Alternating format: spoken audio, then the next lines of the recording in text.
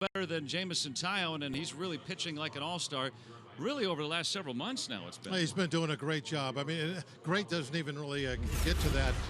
It's been fantastic what we've seen him do. And a lot of it has been built, I think, around that slider. You know, he picked that up a couple months into the season. He started throwing the slider, and it's given him a pitch that he can just pinpoint with. You can see it's a hard pitch. It doesn't break too much. So it's a pitch that he can really control, almost like he's throwing a fastball, moving around both sides of the plate.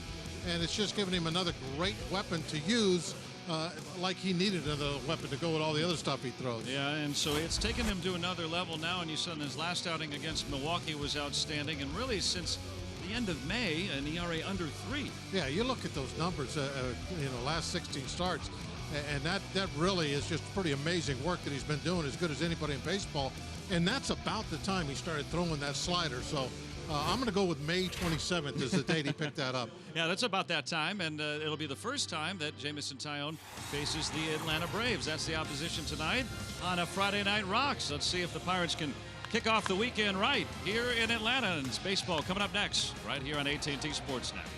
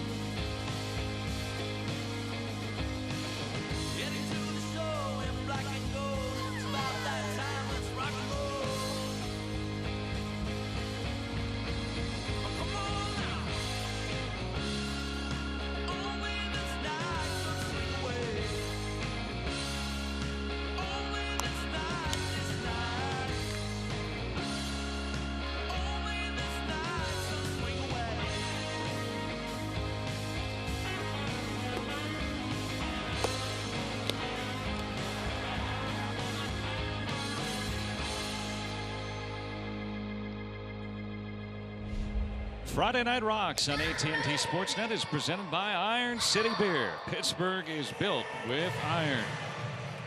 And Atlanta has built SunTrust Park in its second season here, and Pirates look to fare well here. Their only trip to the Peach State.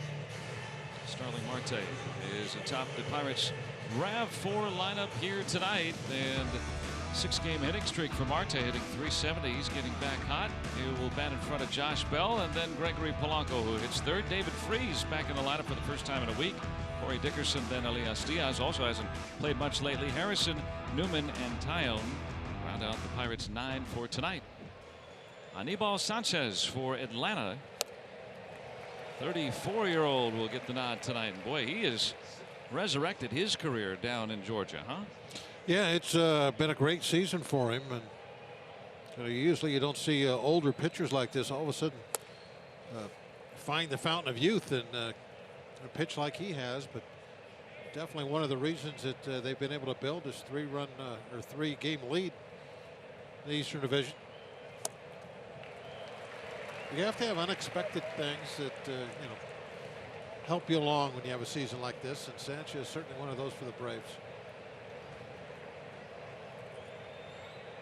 Marte with 17 home runs.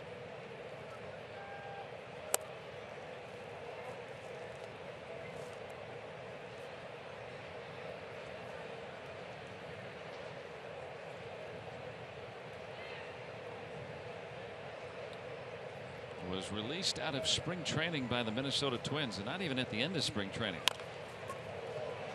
Marte with that good speed, and no chance for Camargo, an infield base hit. When he hits that chopper down the line, especially if he does it with 2 strikes, hit every time.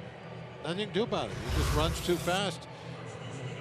And with 2 strikes, the third baseman Camargo in this instance, I mean, look how deep they get. They're trying to guard against that double down the line, and they give up the little chopper base hit. If you could plan that, it would be great, but you can't plan it. That's just pure luck that happens. Usually bad luck, but for Marte that always works out well. Now Josh Bell moving back up the lineup. Yeah, there's a few guys in the lineup where that would be bad luck if they hit that same ball.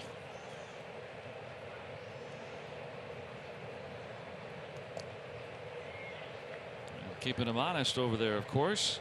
Marte, one of the leaders in stolen bases.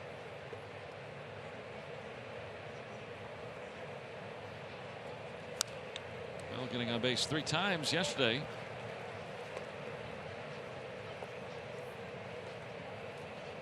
Trying to see if he can get back on top. I was looking at it today, with coming here to Atlanta. The Pirates scored 2 runs in that 3-game series against the Braves back at PNC Park. And how does the offense get going? Well, I was thinking as Marte gets going, and he'll get into scoring position. And no, he's thrown out.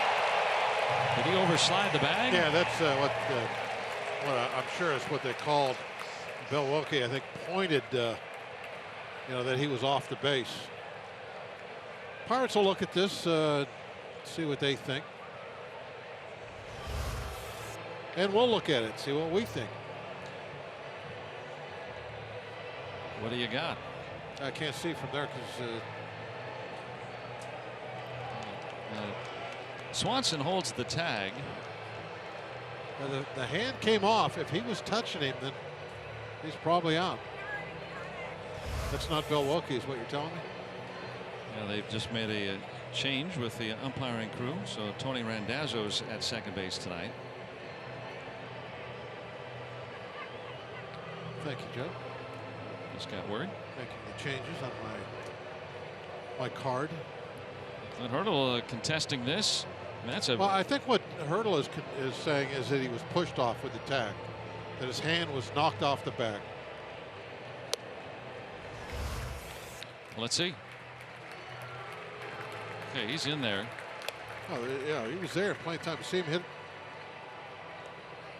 Oh, the swipe of the tag knocked his hand off the base.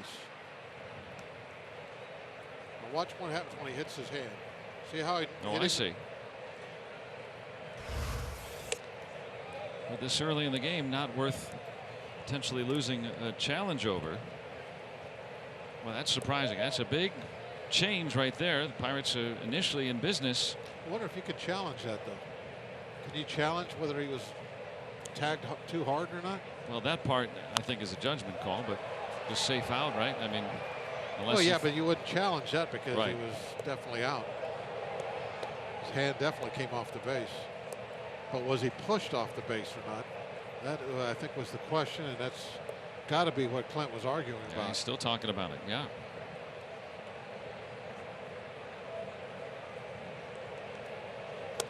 Bell will bat with the bases empty instead. He'll try to get aboard, making the count full here. Well, we had a fortunate base hit, the swinging bunt, and then an unfortunate event at second base. He clearly was going to be safe until he got knocked off the base. Well, Bell will replace Marte. Not the same wheels, but Sanchez yet to retire a batter. And the Honda defense for Atlanta tonight. Nick Markakis runs it well out there in right field. He's got a good arm out there. Ender Inciarte in center. Two-time Gold Glover Ronald Acuna out in left. Camargo, Swanson, Albies, and Freeman. And Suzuki behind the plate. Two-time Gold Glove winner in the past for Markakis. He's still good behind the plate. Suzuki's only thrown out 4 base stealers now in 41 tries. And that's after that hard swipe there by Swanson. So it's very unusual that Braves will throw anybody out.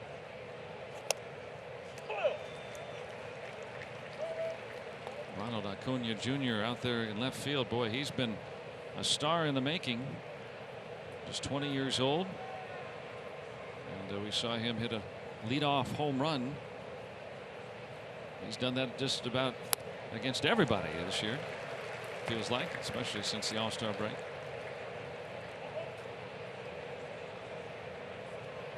It's a tough ballpark for right-hand hitters to hit home runs in. Yeah, what do you think of it? It's only our second look at it. The left field stands a long way away. And they try to even it out, I guess, for left-handed batters with a rising wall. But yeah, the lower wall out there in left. But deeper dimensions, 385. Yeah, that's to the gap. 385 right there by that Quikrete sign you see out in left field. 400 to center, and then that rising brick wall out to right. Got a peek at. A little friendlier dimensions, but a higher wall to make up for it. And Sanchez comes back to strike out Polanco for the second out. Changeup, I believe. Well placed changeup. A little movement down and away just to add. Yeah, he couldn't have run in there and handed the ball in a better spot.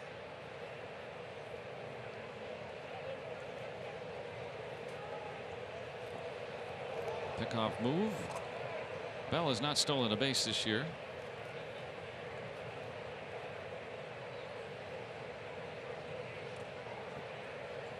David Freese, we see him for the first time in a week. Did not play in the Milwaukee series.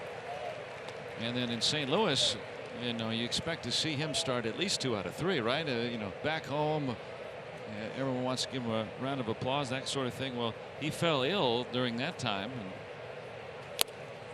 so didn't see him in that series either. First time he's played on the road trip.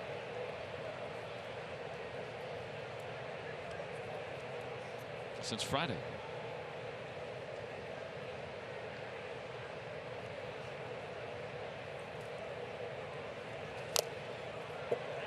That's that cutter right there, I believe. Looked like it had a little cut movement to it. So for a veteran pitcher like Sanchez, who used to throw very hard, maybe this is the adjustment he's making, right? You know, a little movement, a little add, subtract. I understand that, but he threw cutter last year. Just better command. Well, so far I'm seeing some real good command from him. Out toward that big gap in right center. And what a catch by the Gold Glover Inciarte. One of the best. He timed that perfectly. And that robbed Freese of an extra base hit, and the Pirates are the game's first run.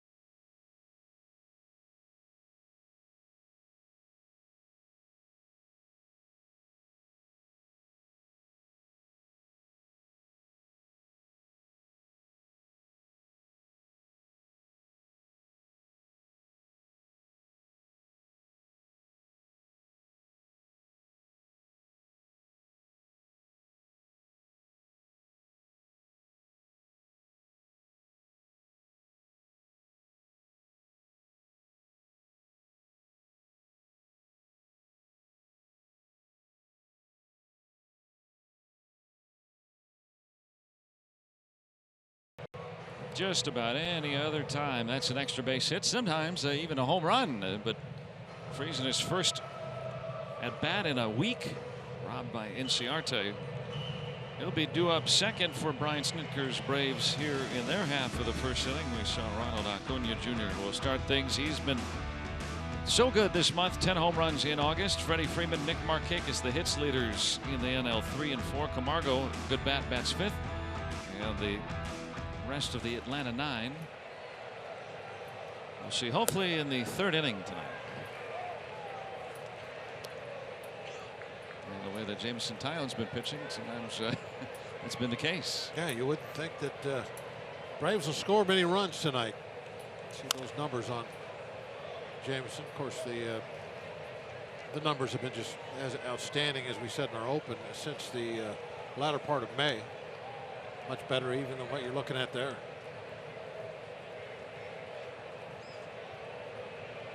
Facing one of the rising stars in the game, Ronald Acuna Jr. He's 20 years old.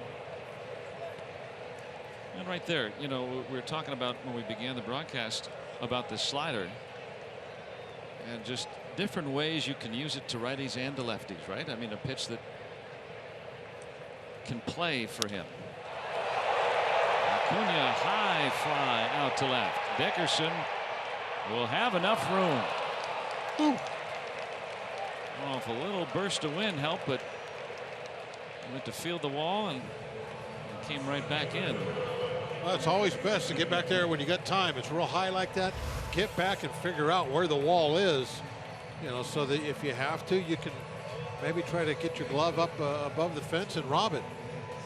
And I think that's what he was thinking, but didn't have to get there. It wouldn't be a surprise if he leads off the game with a home run. He's done it 6 times this year.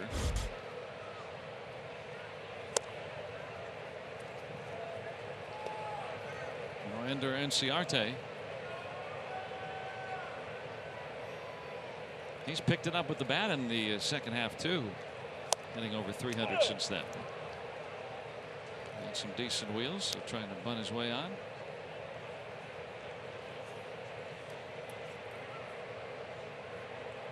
I think we see a lot of you know, diving catches especially that maybe probably don't need to be done.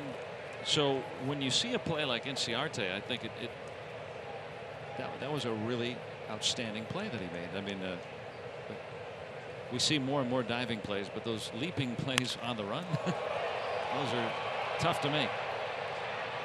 Out to the gap, and I guess Marte couldn't see it. That was not expecting that.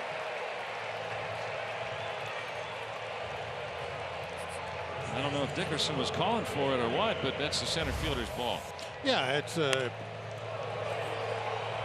is no reason for Marte, even if Dickerson's saying I got it, no reason for Marte not to catch that. He needs to call him off and catch it. I think that Marte did call him off, and that's why Dickerson stopped. Marte called him off. I'm pretty sure he put his hand up. Well, that goes as a hit. Should have been a double. Well, Inciardi got to be a little embarrassed. He's standing at first base. Yeah, even though it looked as routine as can be, and it was, once in a while something weird happens. And for him to not be at second, yeah, you're right. So he shouldn't be at first, but either way you look at it.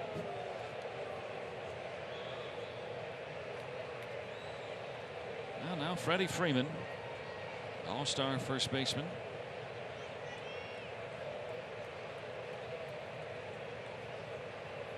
Four straight lefties with the switch in Camargo for Taillon to deal with in this Braves lineup.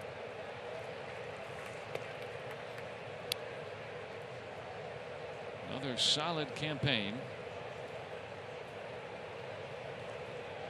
Well, now that Atlanta is in the top half of the division, in fact, at the top, starting to get more and more recognition for Freeman, because this team has been buried at or near the cellar for some time now, and he was the whole show for a while. Yeah, he's pretty good. Brian Snitker at the helm of the Braves, second season as the manager here. Long time in the Braves organization, 40+ years.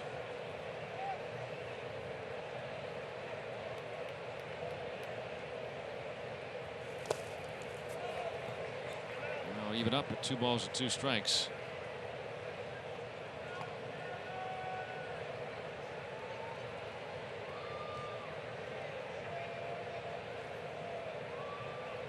Going to have a little rough go of it lately. Last 8 games in about $1.60, but that's about as long as he usually is in any sort of dry spell.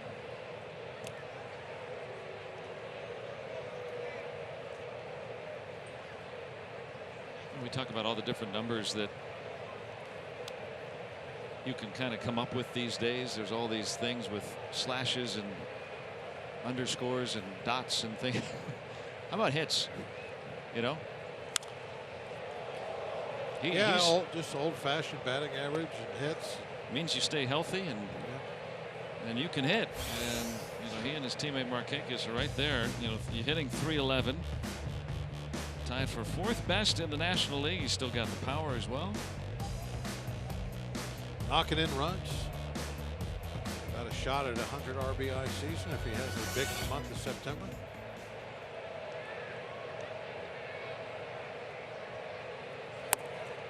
And now he's got a full count. That looked like the slider again. Tried to run in on it, missed inside.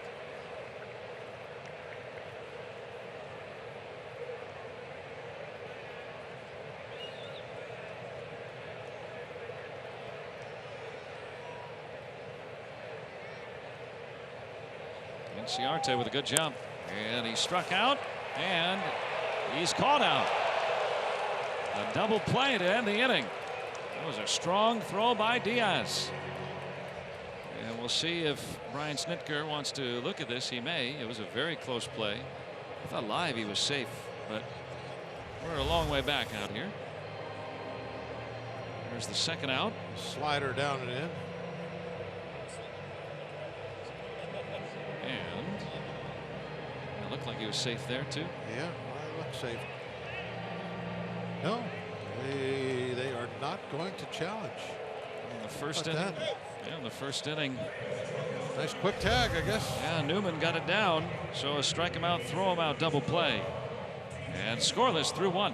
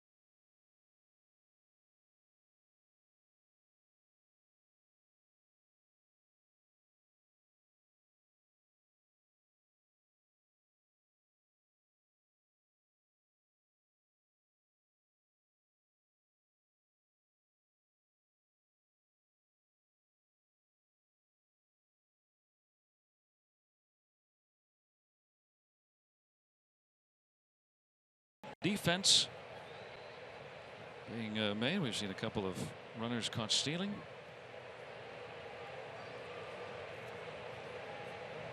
Some balls hit well. Out one for Corey Dickerson to lead off the Pirates' second inning. Elias Diaz making that sensational throw to cut down Enciarte. It was an inning ender.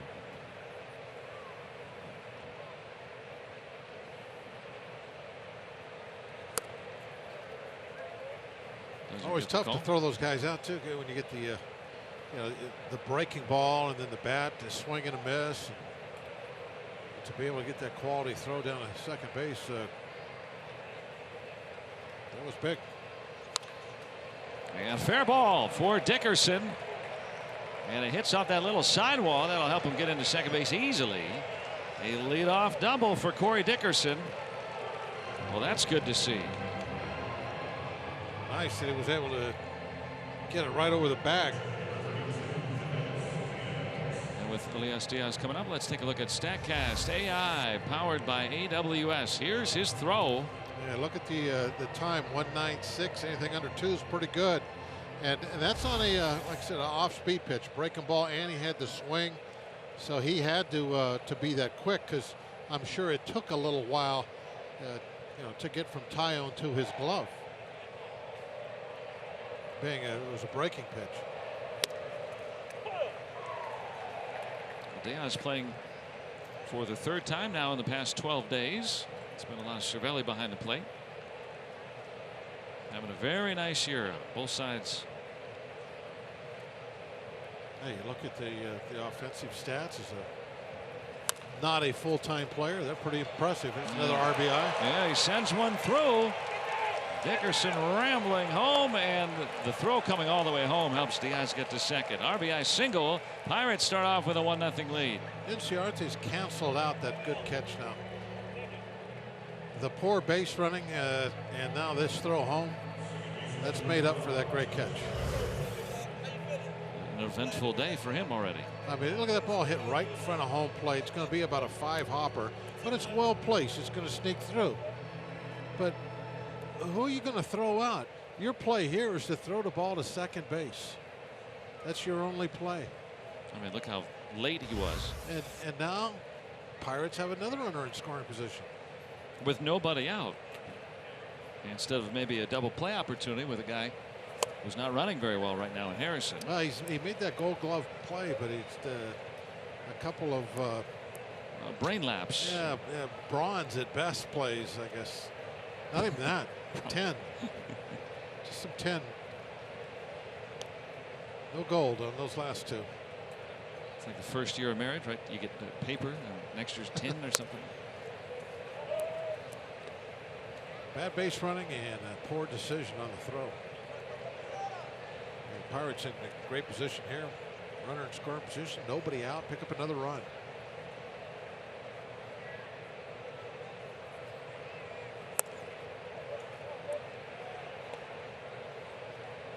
Jay getting in that starting lineup today.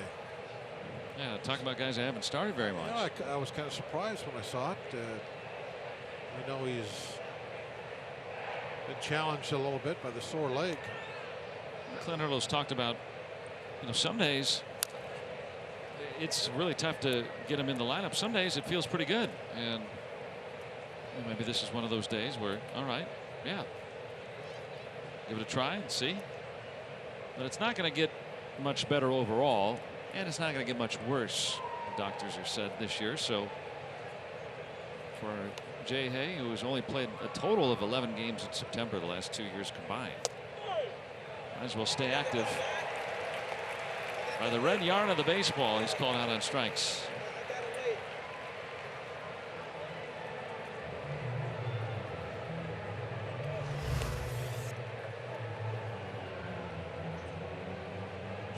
Just enough.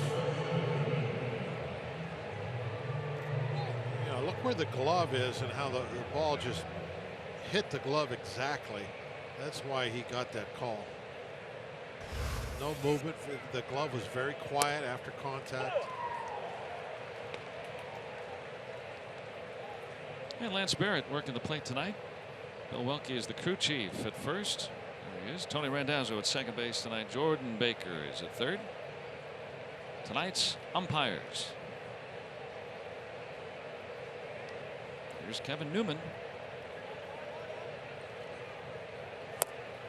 Runs well. Hit better than 300 down at AAA Indianapolis. Still getting his feet underneath him. Playing sporadically.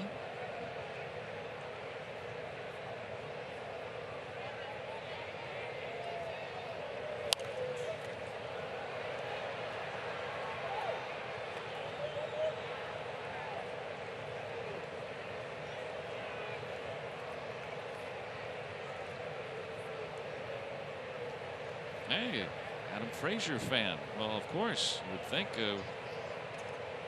Probably a lot of them in here. Yeah, native of Bishop, Georgia, a tiny town a little more than an hour away from here, near Athens.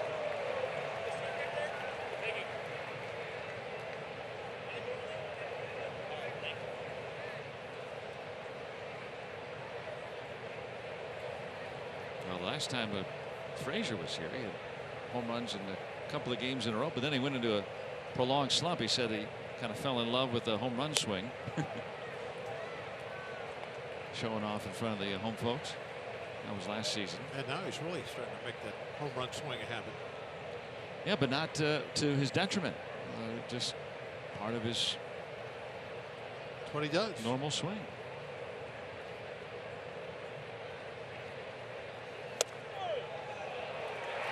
And that one was not a strike. That was a replay of the J-Hay strike three. Exactly the same thing happened. Suzuki puts that glove on the inside corner. Actually, it's off the corner, just a smidgen. And he gets the call.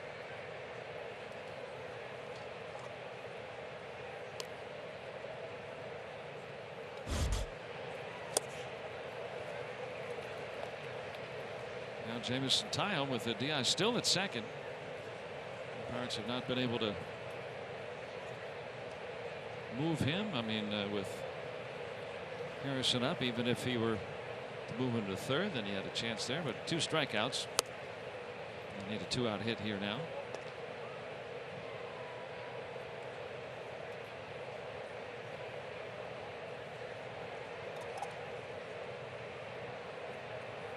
.104 lifetime for Tyone.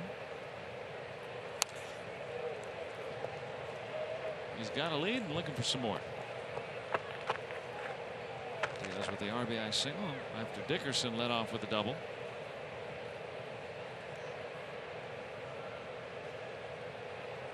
Didn't like the call.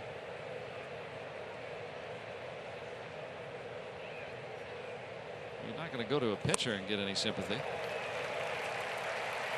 Sanchez strikes out 3 in a row after allowing a couple of hits. But the Pirates will start with the lead tonight.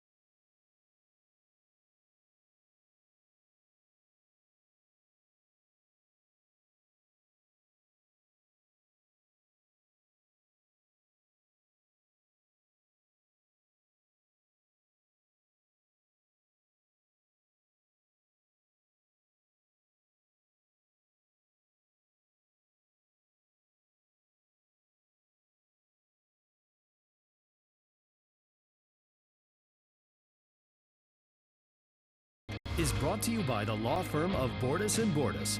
Bordas & Bordas, fighting for justice. Let's go Bucks! Here on a Friday Night Rocks. Pirates with a 1-0 lead at the bottom of the second here on the UPMC scoreboard from Atlanta. Final stop of this Pirates road trip for the return home, and it'll begin on Labor Day. The Pirates' next homestand. Be home for a week. Just 2 homestands left. That's it. Good opportunity to come out, catch the Bucks once or twice more before fall hits. Nick Markakis tied with Freddie Freeman for the hits lead in the National League.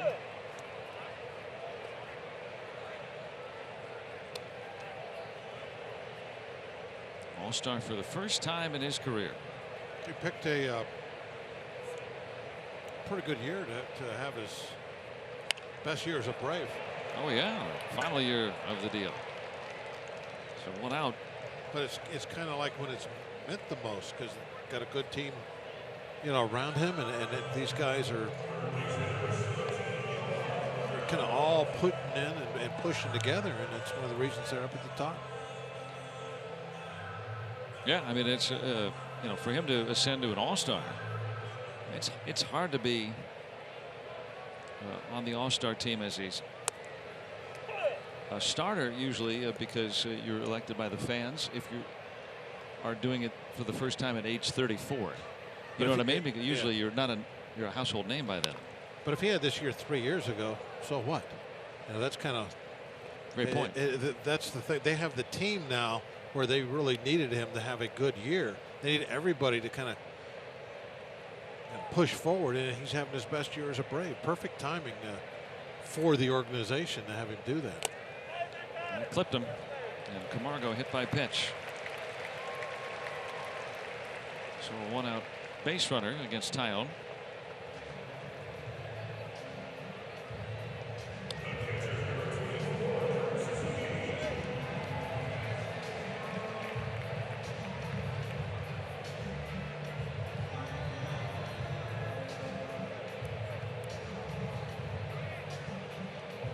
Just barely nicked him. I'm going to work with the man aboard. With some guys, it's very difficult to try and throw the ball in that hands area and not hit them. Next pitch gets a pop up.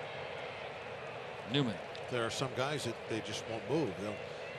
They'll keep that elbow, especially if they're wearing a guard. They'll leave it out there and just take the free base. Now, technically, that's against the rules if you don't attempt to get out of the way. Very, very rarely do you see that called, though. Yeah, that might as well not even be a rule. Yeah. I've seen it called, but I've heard about it called. I've never seen it called. Maybe once, I think. Never seen it called. Well, I worked some games in the minor leagues, maybe is where it was or something, but I can't remember how long it's been. It causes a big dust up when it does happen. What do you mean? He just stood there. I've seen guys actually move in front of the pitch and have it not called. Well, I was drifting into my swing, and just look at the guy's batting average, right? It starts with a 1 and he gets hit.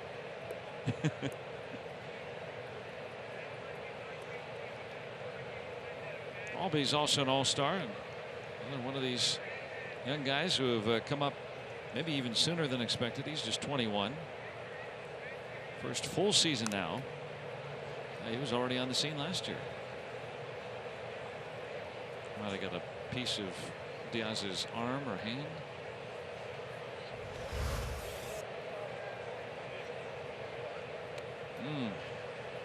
Upper arm outside of his elbow, maybe. Yeah. forearm. It stung for a moment. He'll be all right.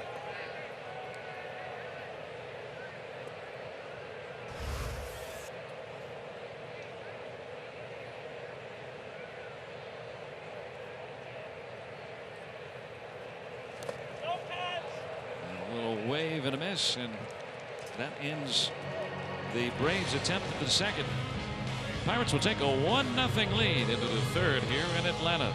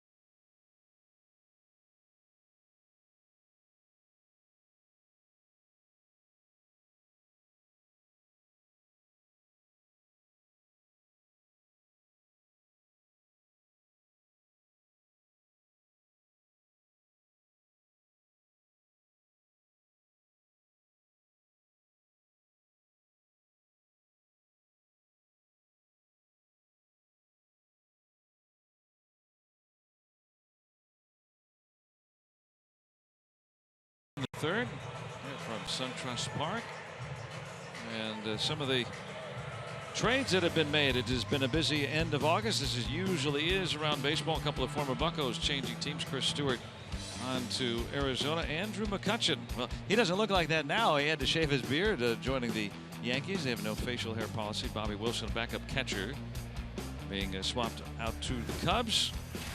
More activity. Did you tell me that Gio Gonzalez went to the Brewers? And saw some reports on that. Get you caught up on all the other action. And remember, the deadline tonight is midnight for teams to acquire players to have them eligible for the postseason. Also, Xavier Cedeno, left-hander, picked up from the White Sox. And as we look at the lowdown there, so Ryan Madson going to the Dodgers. Got to happen by tonight, midnight. Been a lot of talk during the day on the internet about maybe Donaldson going to the Cardinals. Saw one report said the Blue Jays will trade him today. Just we don't know to who yet. Nice catch. Oh, it was right there. They're booing. Ah, that's all right. Thought he had it. It was too easy, right?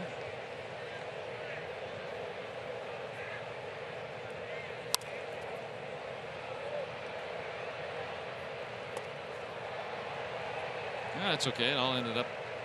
Boy got it. It's all good.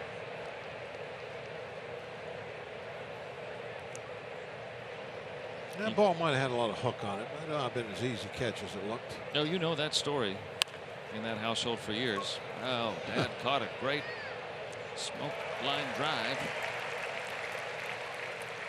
Hit it to third, but didn't chop it this time. So Marte is out. Camargo won. Marte won.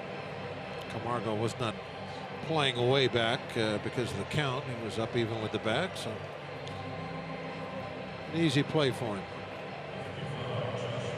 First time the leadoff man hasn't been on against Sanchez tonight.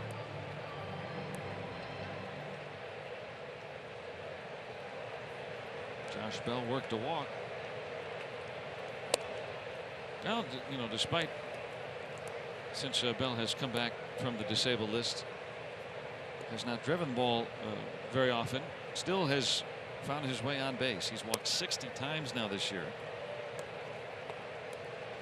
Tied with Polanco for the team lead. So still finding a way to get on base. But of course, after last season and considering his position, you know, you think about power as he sends this one down the line, but curling foul into the Atlanta Knight.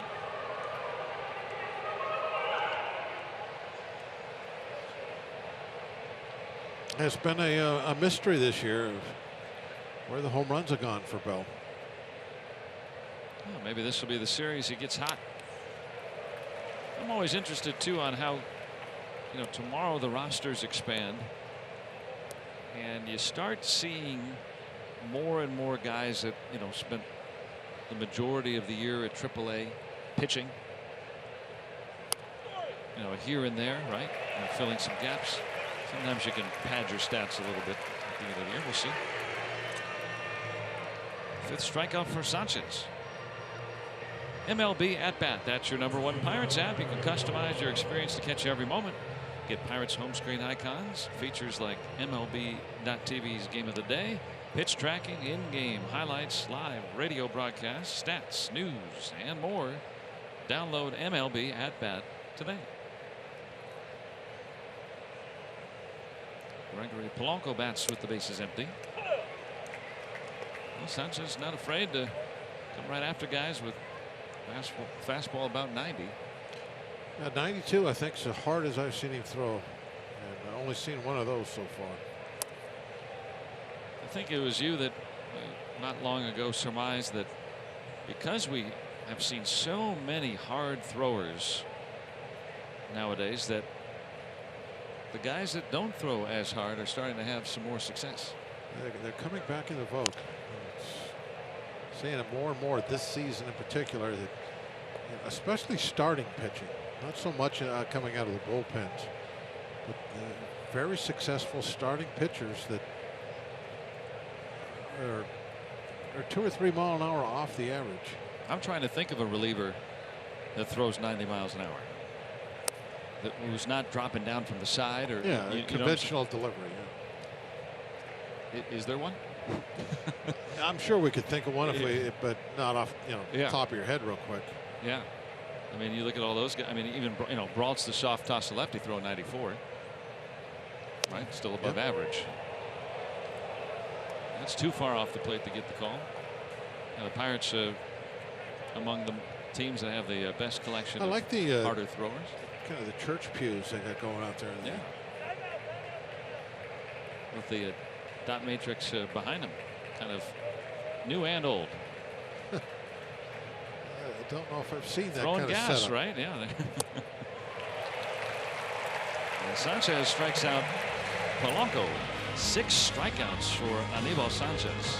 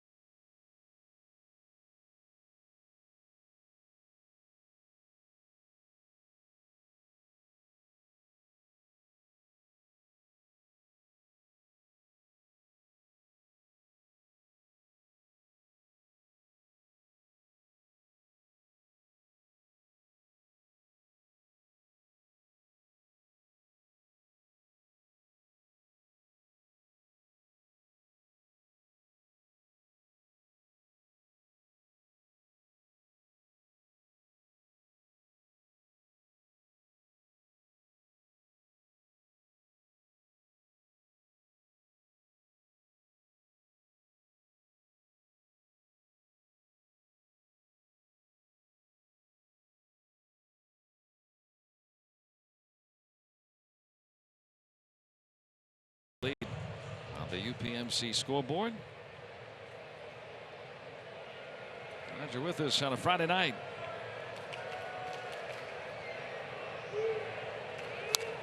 Jameson Taillon in his first look at the Braves in his career.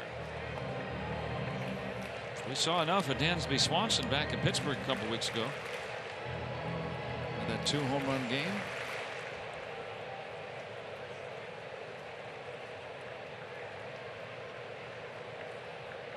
The former #1 overall pick.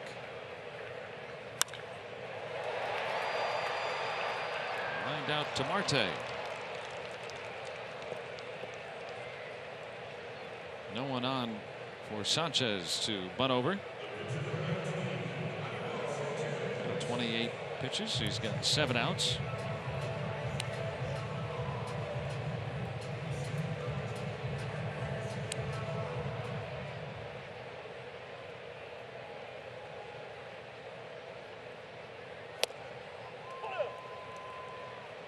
Challenged him with that one.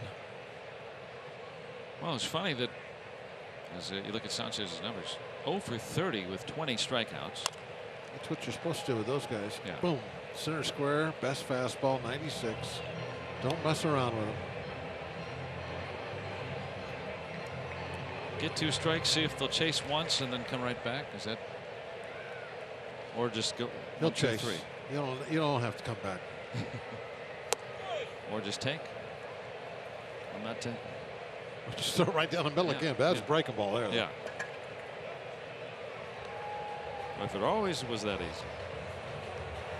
You can spend Labor Day with the Pirates. It's coming up on Monday. You can get a game ticket and $10 of loaded value, good for concessions and merchandise, for just $19. It'll cheer you up. It's available for any game of the Red Series Monday through Wednesday. Go to pirates.com/Labor Day. See, she's already feeling better already. I want a baseball too. I've always thought that there should be somewhere on the concourse in every major league stadium a place where they can saw the baseball in half and each kid gets 1/2 of the baseball. And you get to see what's inside a baseball, right? How cool would that be for kids? Right now, it's got to be done by a licensed professional. You know, the saw, a lumberjack saw or something like that. Right, you know, a local lumberjack here in Atlanta. How about one where you show them that you did get 1 ball, and they'll give you another one for your sister? How about that? That's a better idea. And then you don't have to hire the lumberjack. Yeah, it saves money and trees somehow. Poor cows. They don't use cowhide, do they? Do they still use cowhide? What do you think that is? Well, I thought it was synthetic. No, they used to use horsehide. Oh, that's what I'm thinking of. Yeah. Well, yeah. No, they quit using horsehide. Yeah.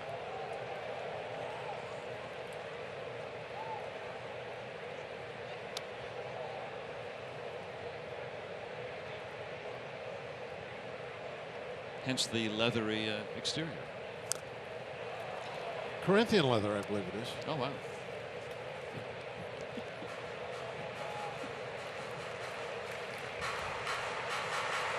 Well, whatever it is, Tom's been able to throw a few past these Braves tonight.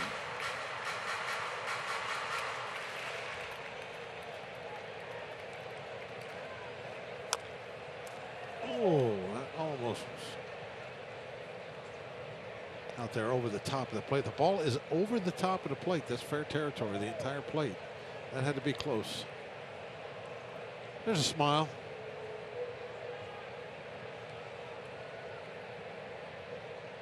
Got her leather baseball. There's that slider getting the chase, and 4 strikeouts for Taillon. His first 1-2-3 inning tonight. We'll go to the 4th. Everybody's happy. Almost.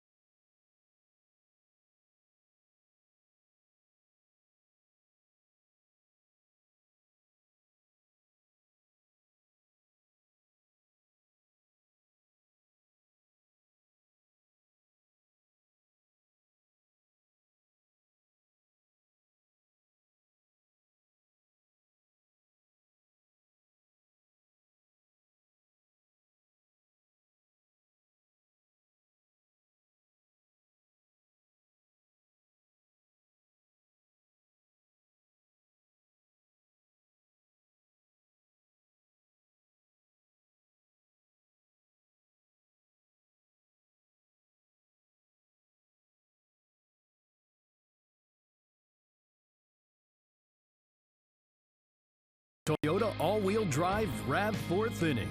Toyota, what drives you? Buccos up by a 1-0 score here as we hit the top half of inning number 4 at the second-year SunTrust Park. I'm Robbie Itzbakowski. Well, yesterday, the Arizona Fall League announced their rosters for the 2018 season, and the Buccos are going to be pretty well represented. They are sending 8 guys out west to the Valley of the Sun, and we're going to get a look here at who those 8 players are. Now, the 3 main people that are going to be talked about here are Tucker, Craig, and Reynolds. Reynolds missed 2 months with a broken hamate bone, so it's not a surprise that he's going. It's a homecoming for Cole Tucker, who's born and raised in Phoenix. And Will Craig is a former first-round pick who spent the last 2 years at first base after he was drafted out of Wake Forest as a third baseman. Now, the guys from the Pirate system are going to play for the Surprise Saguaros, which is west of Phoenix in the Arizona Fall League. Joe and Bob is a destination for top prospects to face high-level competition. One of the guys going, widely known as the top prospect in all baseball, Vlad Guerrero Jr. out of the Toronto Blue Jays organization. So Arizona Fall League, guys getting ready for that, hopefully after a long playoff run for Craig and Tucker, hopefully with the Altoona curve. Thanks, Robbie. Yeah, that's fun to follow, too. Once the regular season's over, into November, the Fall League, you get to see what some of the prospects are doing. Will Craig's closing in on 100 RBIs in Altoona this year. Yeah, it's got to be a lot of fun for fans that live in that area. You get to check them out. All those guys are members currently of the Altoona Curve, too. So these are all players that, coincidentally, for the Pirates are, in the upper minor leagues. Some of these guys may be in uniform at some point next season for the Pirates. Yeah, you live in a place that's 70s, low 80s in the fall. You get to continue to watch baseball and the best prospects of a lot of different organizations all going against each other. That'd be a lot of fun to go and watch some of those games. Mm-hmm. And Corey Dickerson with a leadoff double back in the second. Kind of like an all-star league. You get the all-stars from a few different minor league teams and putting them all together to play each other. And to kind of see, right? There's such a vast difference in talent and in ability in the minor league. Starts to get, when you get to Double-A, right? It starts to get a little bit more uniform, but when you have the concentration of talent there, now you can really see, all right, well, this guy's good. How about him playing, some of the best every night? Whether it's a pitcher or a hitter, right?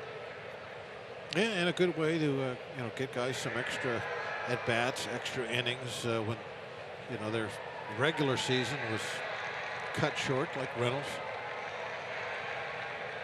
Reynolds was part of the haul from the Giants in the offseason trade for McCutcheon. Camargo is the second out. Bringing up Elias Diaz. Reynolds hitting over 300 down in Altoona, too.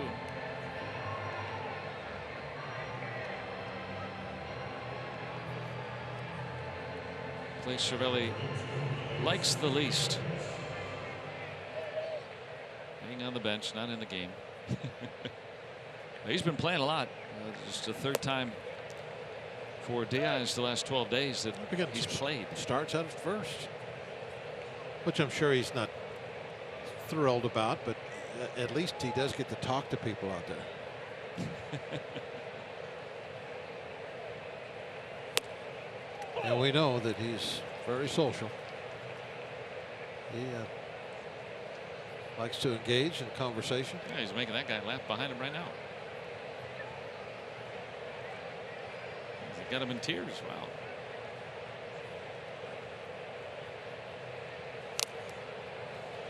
No, but yeah, he's one of the involved and chatty guys. I was talking to Diaz yesterday. I was wondering about his personality behind the plate, and this is his first full major league season. I said, you talk to some of the hitters, and if he knows them, yes, but he's usually very just businesslike back there right now at this stage of his career. I say, would you ever want to talk to Molina? Since you're playing the Cardinals yesterday, that's usually any young catcher's hero. He said, oh yes, I'd like to. I haven't yet. When do you think you can? He goes, not for a while. Got to put your time in. Yeah. But it's interesting that, you know, there's still that reverence, you know, for the game's established players and stars by the younger set still. Been going on like that for a long time.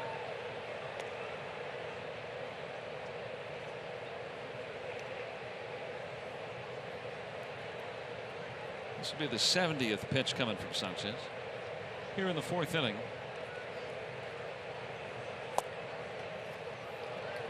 Don't see that called as often this season. A ball at the, you know, the hollow of the knees, pretty universal. That's just not getting called a strike anymore. Camargo right up the line. Oh, what a play by Freeman. Yeah, that was a hot throw too. That was not on target. And Freeman collected that easily.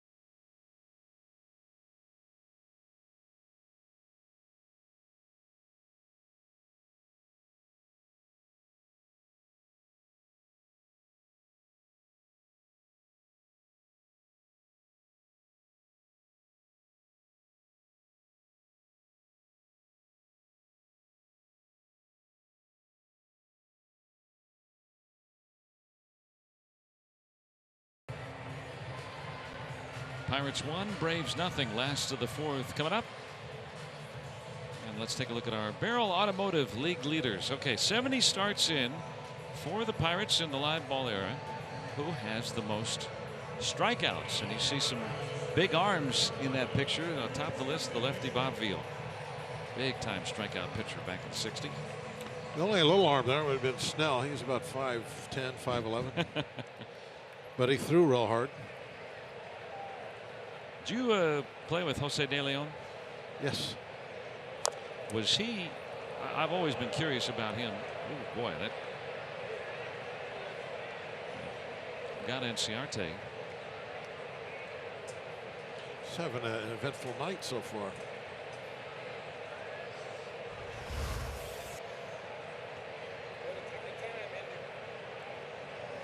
Well, it's just right off his foot. It doesn't feel great, but. He's got one of those guards on. Maybe hit a little below it.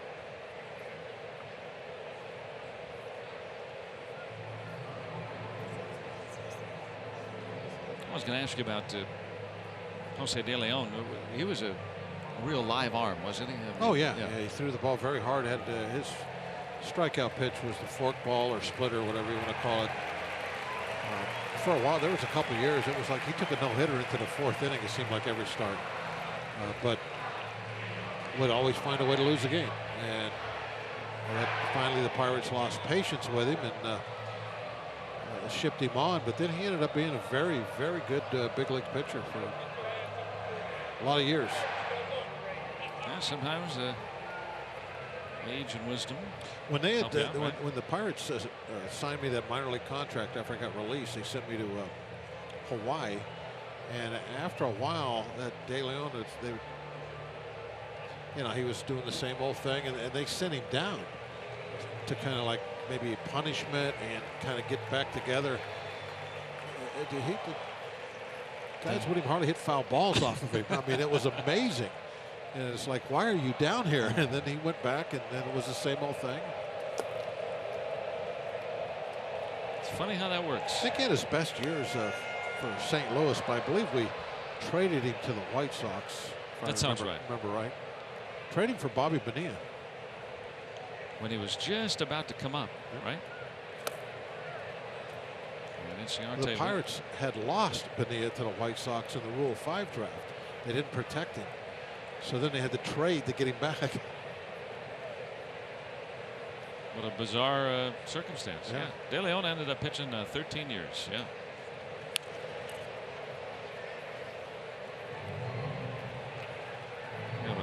Traded straight up for Bobby Bowe back in '86. And then traded to, I should say, moved on to the Cardinals a couple of years later. And Ciarte tried to make this a double. And he stayed on the bag. Well, I guess that was trying to make up for the standing on first base when they let the fly ball drop in. So he turns a ground ball single into a double. And he caught Marte not thinking that he might do that a little bit. I mean, look, this is just a ground ball over the mound. You don't see many ground ball doubles that go over the mound.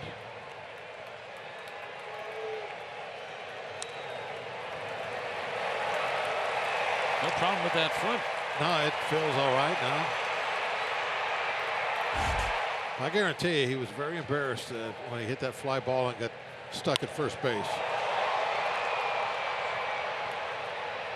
Freeman trying to move up the runner, but not deep enough. And one out.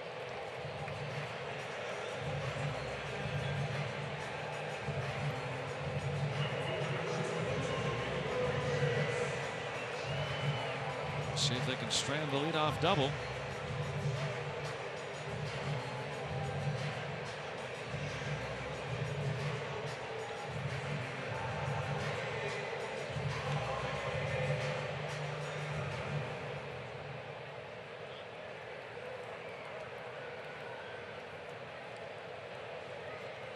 So far been a quiet night for Ray Searage. Just 3 base runners. One of those was erased on a caught stealing. It's usually a quiet night when Taillon pitches. Well, you know, I think what's really remarkable about what he's doing is that he's been so consistent. I mean, a lot of the times we talk about anything when it comes to baseball, we're talking about a trend.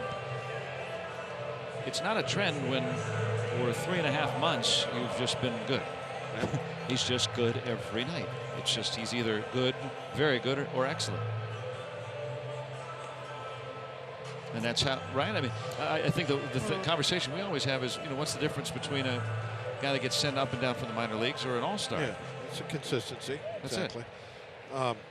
And we thought, you know, especially you were really out front with it in spring training. You thought this was going to be an all-star year for him, and it just got off to a little bit of a slow start.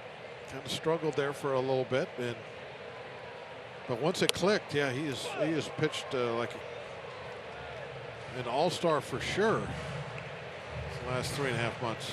And all I was saying was what everybody's been thinking. You know, I mean, this is, I mean, you know, the Pirates have been hoping for this for some time, been missing, you know, those 2 years because of injury, and, you know, thinking about how to pitch, and he's so into his craft, but not, you know, doesn't overthink it. When he's on the mound, he's doing what you should be doing. You know, what's the next pitch? He's worried more about the execution of what he's trying to do than the plan itself.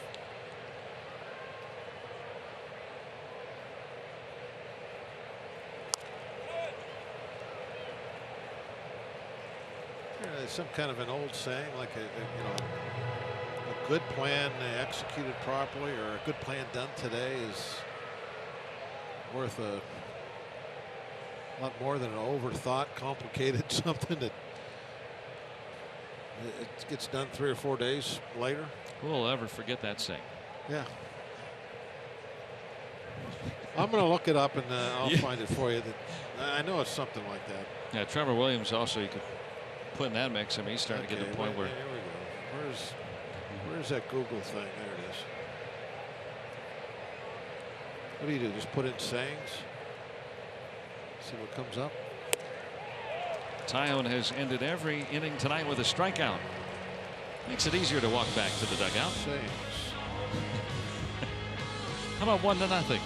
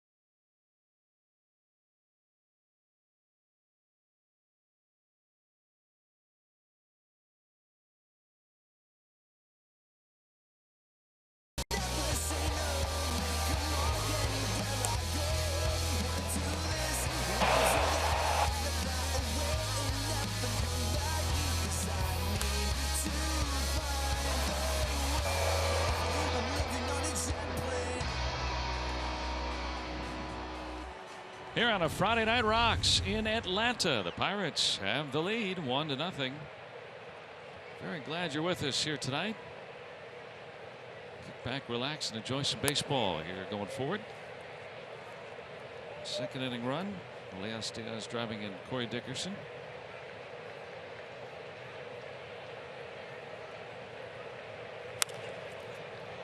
Jay Hayes sends it out to Markakis for the first out. Drove him back to the middle of the warning track with that one. You know, I was going to ask Google about sayings so I could come up with the correct thing, and I did. I Googled sayings in between innings, and sure enough, I came up with it. What do you got? And it's a good plan implemented today is better than a perfect plan implemented tomorrow. And that, I think, is how really Taillon pitches. He's not worried about the perfect plan. He's worried about whatever the pitch is, executing it properly. Not worrying about, oh, should I throw a slider, a curveball? You know, the fastball here would be perfect. No, don't worry about all that stuff.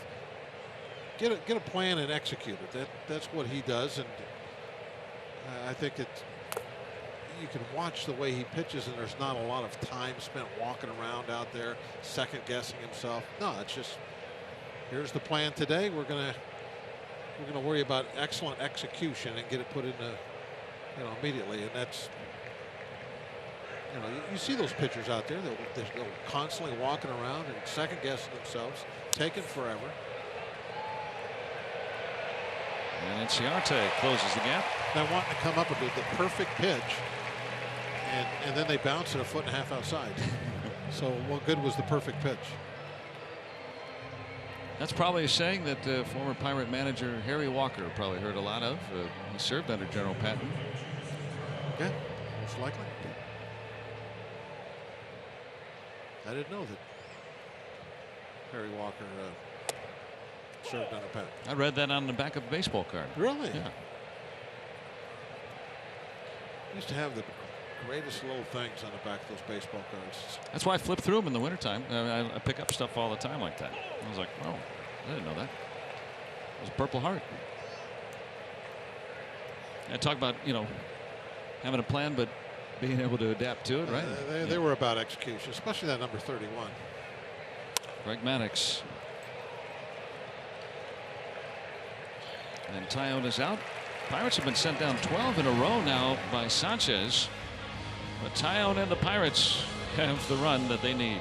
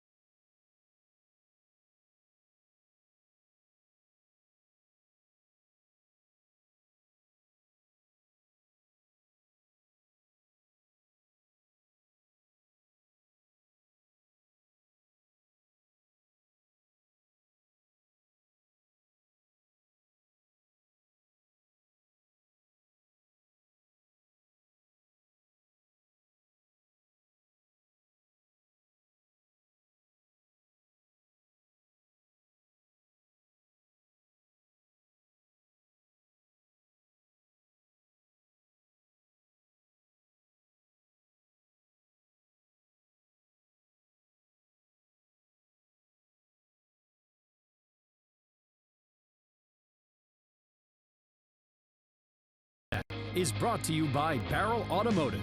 Check out barreltires.com and never overpay for tires again. And by Allegheny Health Network, official medical provider of the Pittsburgh Pirates and fans like you. Let's go Bucks! And here at 1-0 Pirates, there's a look at Chad Kuhl, who's working his way back into action. Hopefully trying to get back on a big league mound this season. We'll see. We'll look at our Allegheny Health Network injury update. He's still on the 60-day DL. He's got a forearm strain. He's been playing catch now for up to 120 feet, just throwing it straight. And, you know, they're going to keep trying to work toward maybe throwing into a bullpen, maybe into a simulated game, then maybe into a game, or it may plateau at that. And that's just kind of the nature of what he's doing right now. And at the very least, then revisit it. We get some rest in the offseason. We'll see. So touch and go for Chad Kuhl. Still a chance he may return.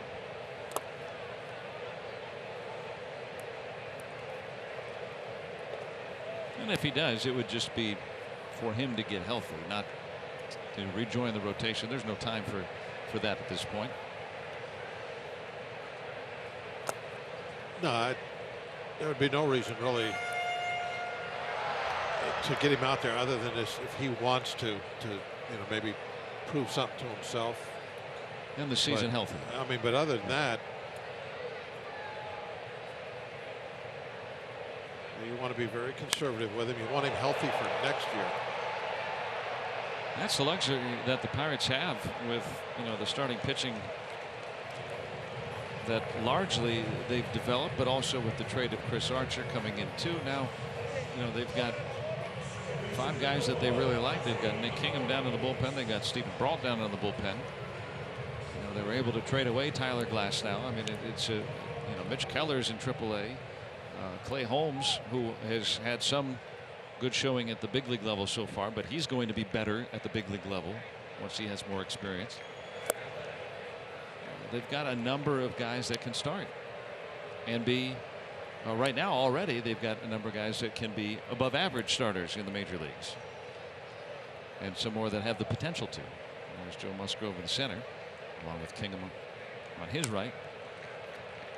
So, I mean, you know, that's a nice luxury to have. That's where the Pirates have a strength. Now, we've talked about it here in this last stretch. Can they score more runs? We forget that this is the team that, you know, last month led baseball in home runs. This month, they've not done that. So, you know, earlier we were talking about consistency. But the pitching keeps them in these games like we're seeing tonight. 2 gone, and let's go back to our studios. Check in with Dan Potash. He's got a game break.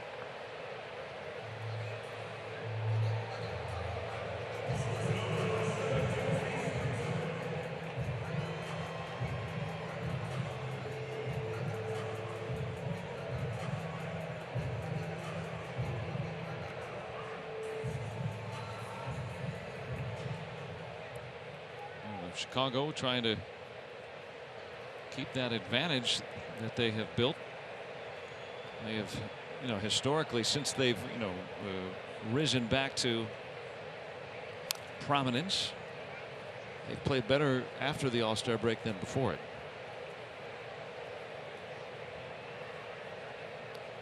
I guarantee you they hear footsteps, though. Yeah, I would think so. They know the Cardinals are there now. And Milwaukee's right there with them, with the Cardinals, that is. Milwaukee's winning tonight. Yeah, they're there, but I just got a hunch that they're looking at the Cardinals. Yeah. Because of the history? That's their traditional rivalry. And the Cardinals are by far playing the best baseball right now. Yeah, the Pirates had a good series in St. Louis, and they could only come away with 1 out of 3. Cardinals, a great month of August.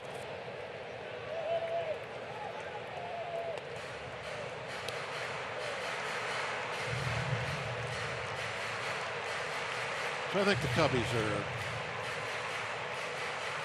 if they're worried about anybody, if they were honest with you, they'd probably say Cardinals.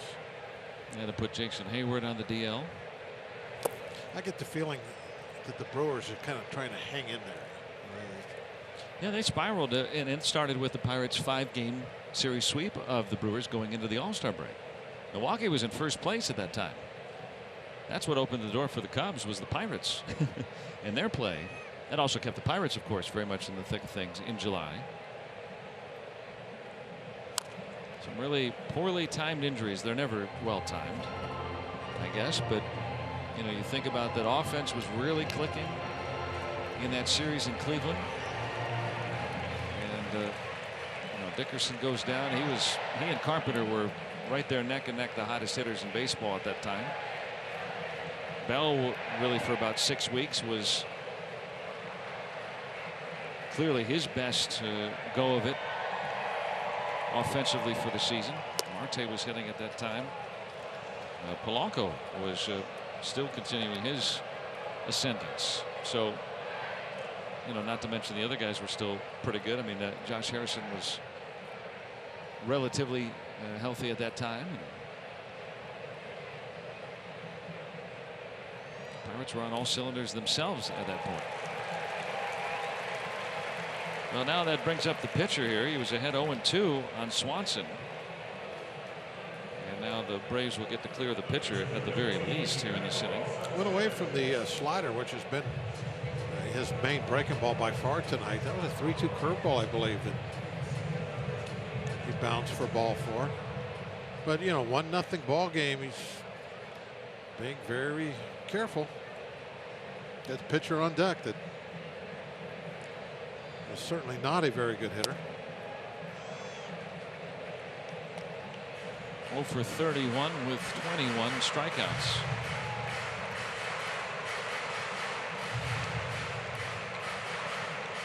Usually older pitchers aren't good hitters. Is that a good generalization? Oh.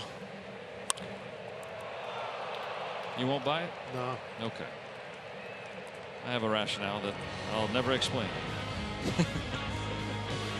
6 coming up, and Tyone still got the lead, 1-0.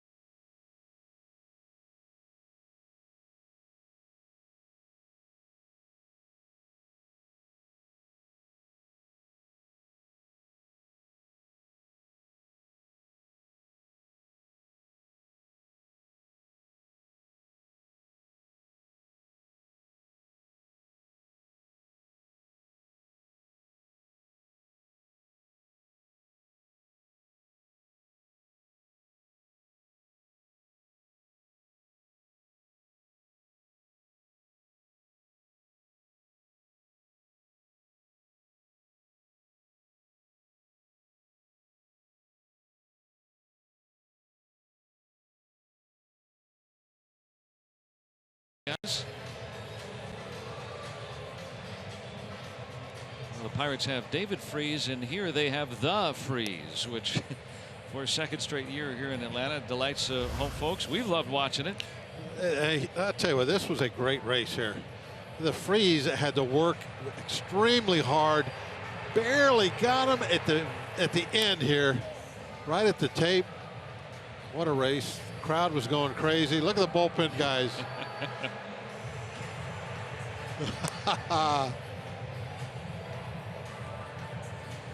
It looked like the average Joe was going to win, and he ran out of gas. Yeah. You got some guy that comes out of the stands, or a gal, and they will stand in center field. I tell you what, after that, the Freeze gave him a nice little congratulations. And the Freeze has to go foul line to foul line. Oh, they go foul line to foul line also. They just get a little head start. Oh yeah, but I mean, by the time he's at center court. This time. Oh, they started. He only gave him about maybe a I didn't 50-60 foot lead.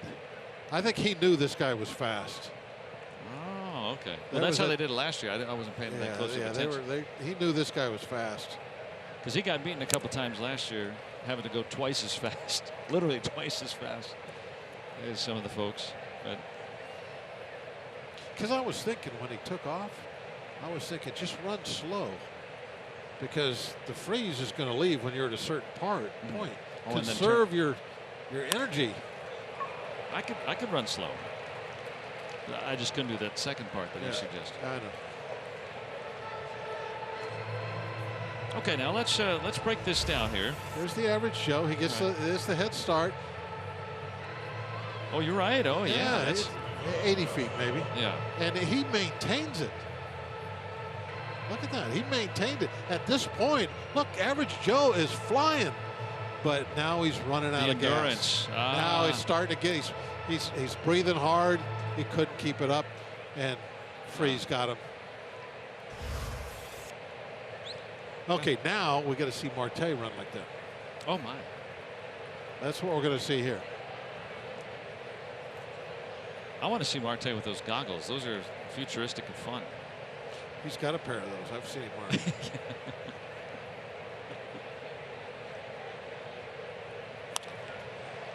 Toward the corner, but hook foul. That would have got him going and got that one in the corner. Marte would have looked like Mr. Freeze. I guess it's just the Freeze, though, not like Mr. Freeze. Who would win in a race, the Freeze or David Freeze? The Freeze. You think? Yeah. But you know what? I'm always amazed by, we think, well, compared to, so and so, keeping tabs on Marte over there. But even freezing. But even slower major league athletes are so much faster than the average person. They go, oh, there's this. We saw Yadier Molina yesterday. Yeah, he's 36-year-old. He's slow. Molina's slow. But he would outrun me by double. You know what I'm saying? I mean, that's what I think we lose track of, right? Wouldn't you think? Any younger than you? Well, yeah, but I'm about the same age.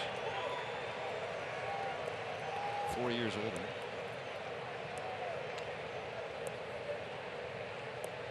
I had to think about that for a minute. Well, how old am I? That's when you know you're old. How old are you? 40. Yeah. I had to think about it, though. Pitch out. Let's see if they can get Marte again. They got him with a little shenanigans last time around. Well, when you got Freeze over there, you got the hard tag. That's right. Forgot about it.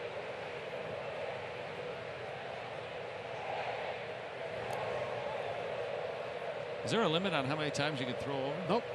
As much as you want. Have you ever tested that? Yep. That theory? Yes, I have. There's no limit. Fans will start booing after a while. But home fans never boo you. No, right? home fans won't boo. Yeah. Oh. They're saying that the throw was high and Swanson came off the bag. Bench coach Walt Weiss on the phone. This is a big call.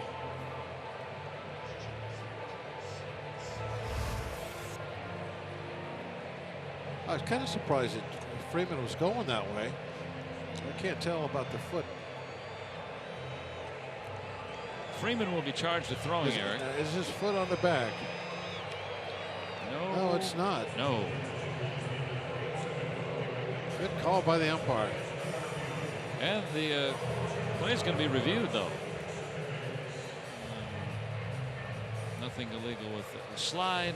I can't see it on that one. I don't know. But on that one we saw from the backside, it looked like his foot was maybe an inch off the bag. And there's no tag either before Marte is in. You know, it's not like because he can tag him too, but he didn't tag him before he slid it safely.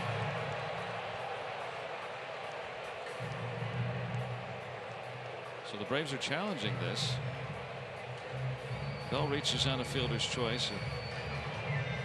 Error on Freeman.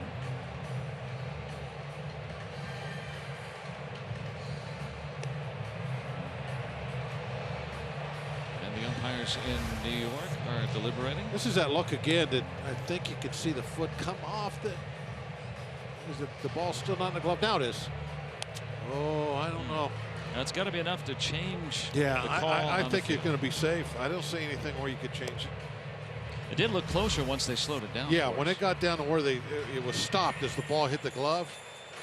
Maybe his toe was on there, but you know, hard to tell with that view. Now both managers may have had an opportunity to challenge in the first inning too early. Sixth inning, okay, all right. But this is a huge play here. Yeah. You put 2 on, nobody out in a 1-run game in the 6th. I think Sanchez is asking if he can throw one of now. those turning point plays. He can throw, can he? I would think so. Yeah. Braves are getting somebody up in the bullpen, by the way, as this is taking place. So Polanco may have the double whammy of a stall tactic. Yeah, they could move. They could make a move right here and bring in the lefty to pitch to Polanco if they wanted to. So it's like, all right, well, even if we lose the challenge, buys us time to get somebody up. And he's safe. Marte will stay at second base. The call stands. And so that speedy runner in scoring position and nobody out.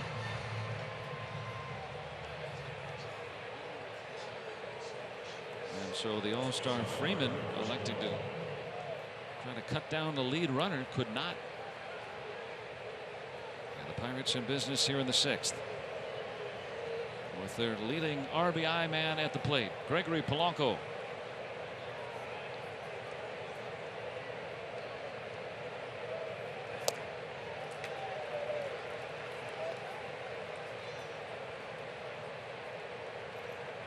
Sanchez has struck him out both times tonight.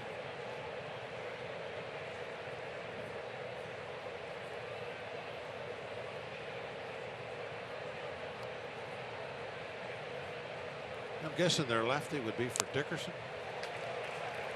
Well, maybe so now. They have 5 left-handed pitchers in that bullpen. Down there with bullpen coach Marty Reed.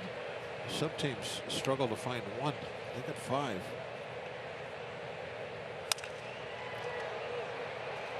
Little pop. And it won't drop. And nobody can tag up on it. Not deep enough. And Marte's got to stay at second.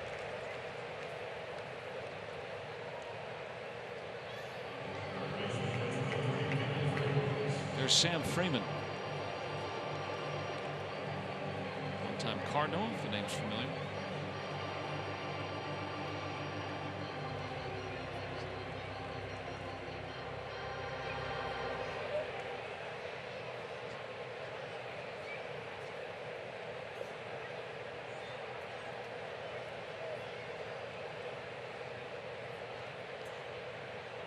Now the David Freese.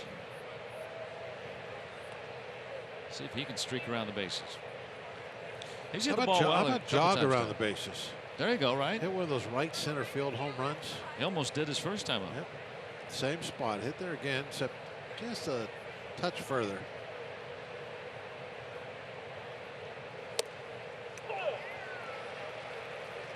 Definitely trying to work him in.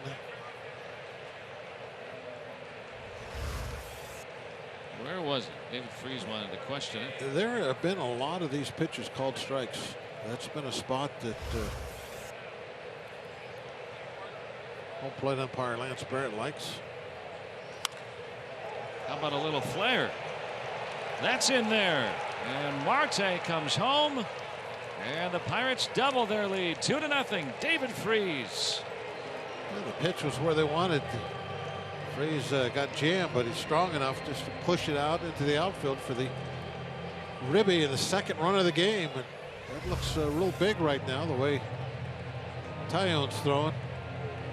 He won't need too many tonight. And the Pirates benefit from the error.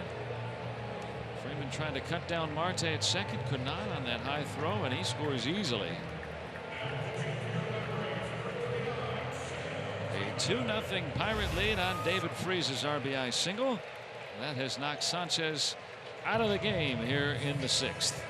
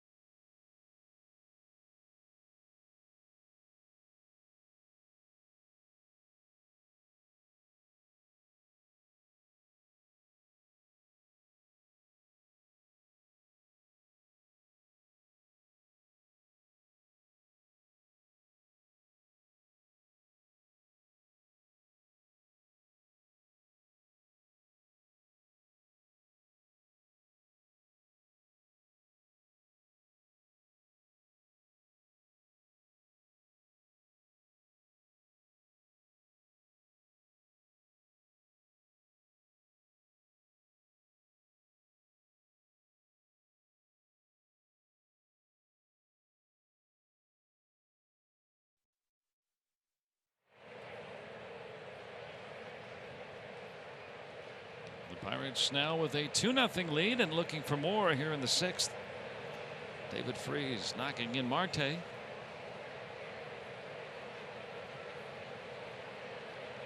Corey Dickerson, who has already doubled tonight,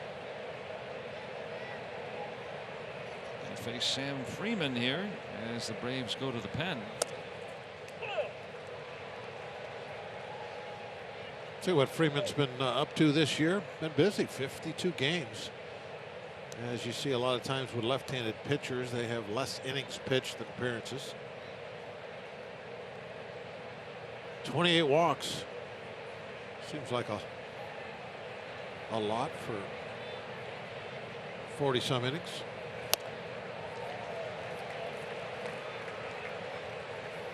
He has been around a little bit with the Cardinals for a couple of years. Texas, the Brewers briefly.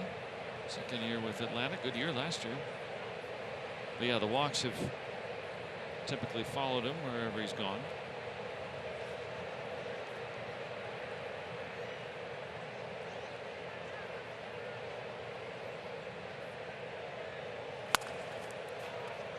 And caught. And caught there. Double play. Yeah, nothing Freese could have done. That was a sharp liner. And the Pirates turned aside now in the sixth.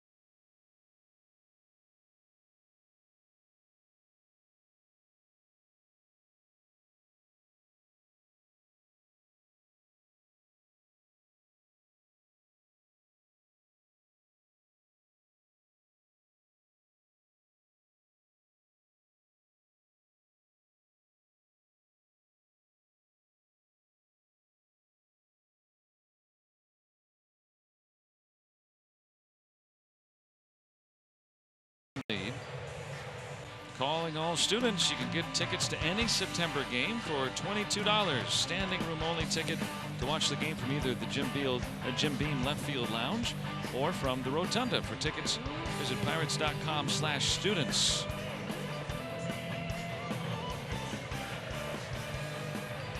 Some college football faithful, right? Hopefully she'll get a ball this time, right? Earlier she was upset. Did she get one? Oh, yeah, somebody got one. She was upset earlier. Well, hey, gum. No, no. She's happy now. Look at that smile now. Yeah, she was upset earlier. Didn't get a foul ball. I think you were saying that there's some college football in town tomorrow. Is that right? Is that a Bo Jackson? I think it was she was Bo wearing? Jackson. Yeah. Nice.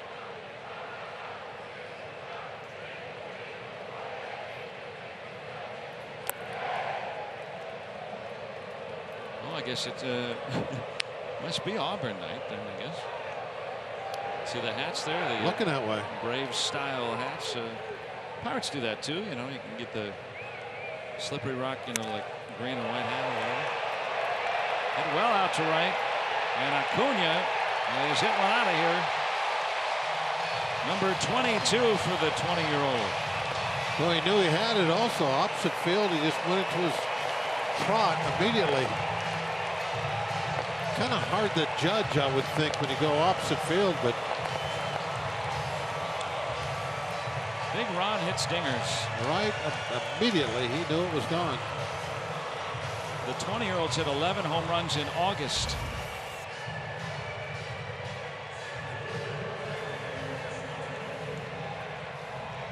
He wanted that ball inside, and it leaked back over the middle, right down the pipe.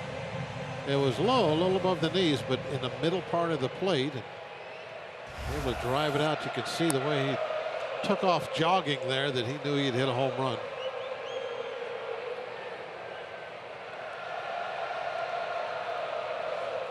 Doesn't want that bat to be over with the other ones. Yeah.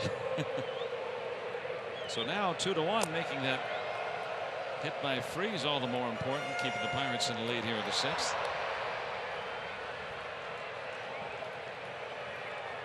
I've heard you say before that, you know, solo home runs and rallies don't hurt you. Oh no, they don't. I mean, I've been proven wrong several times this year, but I still say it.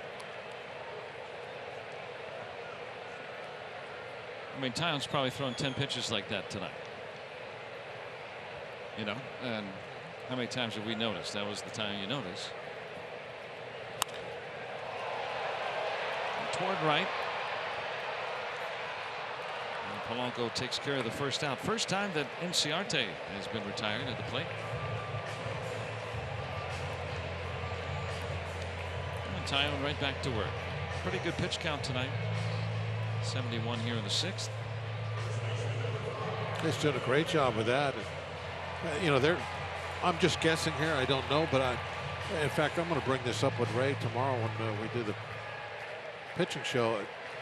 Are they going to look at these pitch counts a little more carefully now that they get into September? You know, everybody is pitching so well, and health is going to be a big deal. Is that something that you're going to watch? They watch it anyway, but will it be more than they normally would? Like, for instance, tonight, are they going to treat, say, 90 pitches like maybe a couple months ago they would have treated 100 pitches? You know, think of it as that, or like that. Well, for Taillon, you know, he's already thrown a career high in innings as a professional. But it's not drastically more than what he's done in previous seasons. But it would be if he continued to pitch a month left. The rest of September. Well, and there's no right way to do things, but typically you'll see teams, maybe in this scenario, like you said, extend him through the whole season. You know, have him pitch the whole year so he knows what it's like to pitch for 6 months, well, but shave a little here or there. Exactly, because you're going to have the big bullpens. I mean, you're going to have, you know, 9-10 man bullpens, so you can cover more innings. So maybe, you know, he's not, maybe, let's say, again, I don't know anything that they're going to do, but exactly something they could do Don't let him miss any starts. Keep him on schedule, but say you're not throwing any more than 85 to 90 pitches the rest of the time, no matter what's going on with the game. I don't care if you're throwing a 3-hit shutout. We're going to watch your pitch count the rest of the season. And they'll have the bullpen, extra arms in the bullpen to cover an extra inning if they have to. Now let me ask you this, and maybe you can ask Ray this tomorrow. The Pirates have a number of young starters. I mean, Musgrove. Now because he didn't pitch earlier this year, you think you could probably keep him going, right? Because he was on the DL. Right? Yeah. I mean, he's got a lot of ammo left, I would think. So that would accept him from that. I guess you could. But this is his first full year as a starting pitcher, also. I mean, you can look at that. They're looking at a lot of different things, I'm sure. And, they might say, hey, you are going to miss a start. We're going to, because we got some extra guys that can make some starts now. So they might go that route. In fact, let them have an extra day here and there throughout the season. Here in the second half of the season, they've done that. So maybe that's a way that they've. But do it even more in September. Trevor Williams also, you think about him too, but he's nearing a career most in innings. Last year he said it. And on that long at bat, the 10th pitch results in a strikeout for Taillon. He sent down 6 Braves on strikes tonight. All right, I'm sick of this. Here you go.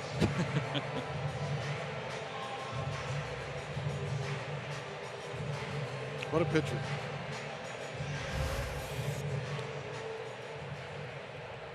Throw him a couple of 92-mile-per-hour sliders in there. There's Trevor Williams. Probably 2 more starts and he'll be over what he threw last year. I think the bottom line is the Pirates have an opportunity to have a great pitching staff going into next season, both the bullpen and in the starting rotation. So I'm guessing that they will be a little conservative with some of their pitchers in this last month, since you're not really pushing for the postseason. And you're not, and like you said, with the rosters expanding more, you're not penalized. No. All right. Got plenty of arms. Yeah. And you'll give some major league innings to some guys that wouldn't normally happen. That might pay off also. Yeah, might want to see a little more of Kingham, for instance.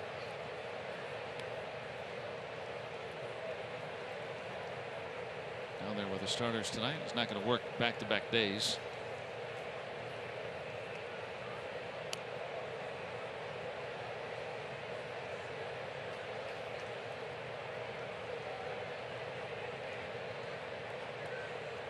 Taillon trying to finish off Nick Markakis. That will go foul.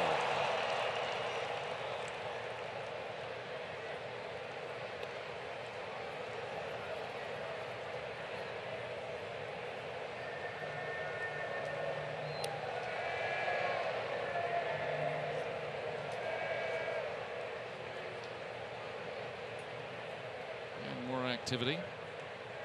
Luke Jackson in the Atlanta bullpen. 0-2 to the All-Star Markakis. Out to deep center. And Marte able to track that down. Makes those plays look easy out there. And Acuna shortens the Pirates' lead.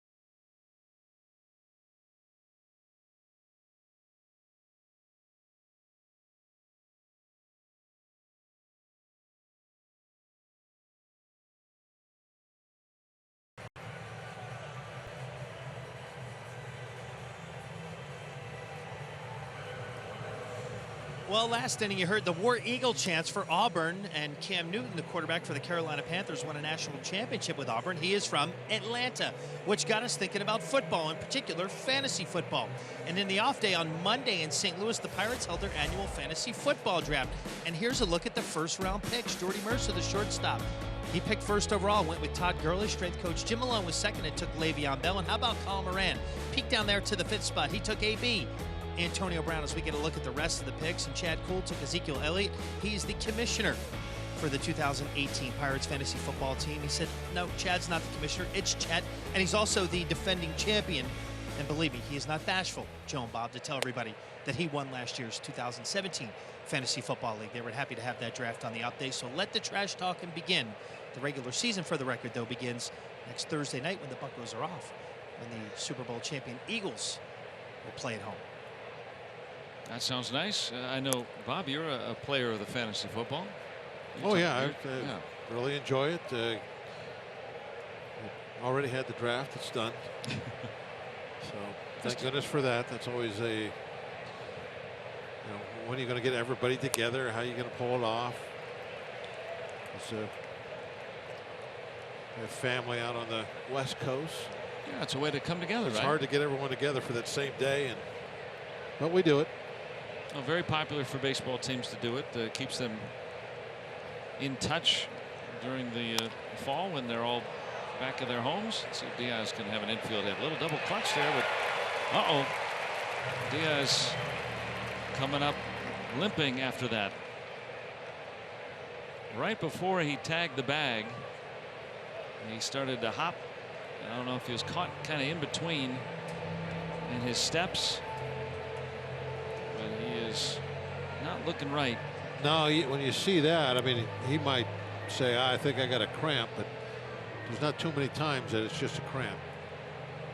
Very rarely. I hope it's nothing serious, but it doesn't look great. He's trying to leg out an infield hit, and right there, right before he hit the bag.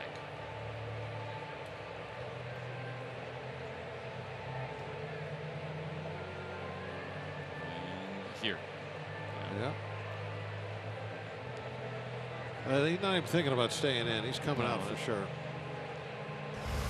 And he knows that he tweaked it. I mean, it wasn't one of those where he went down and, you know, was clutching back at his leg. So maybe it'll be kind of like the deal with Jehe, where in a few days it feels better and he can play again. See if he caught it early enough.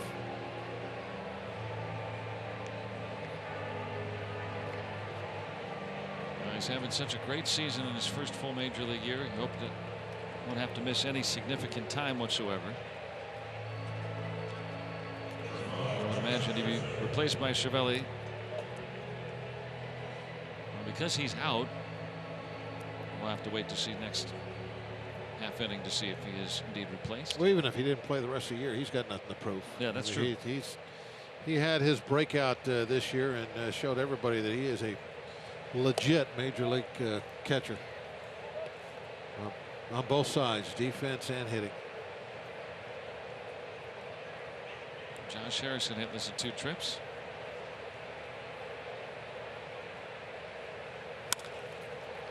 And he'll come through with a base hit.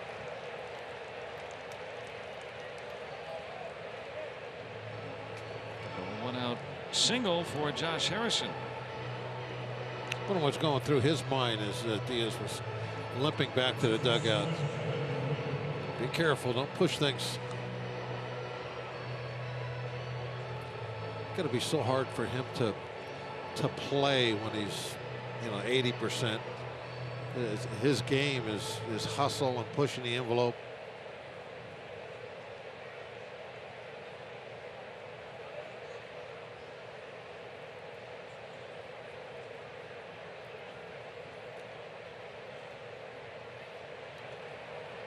He still can swing the bat and field enough, run enough.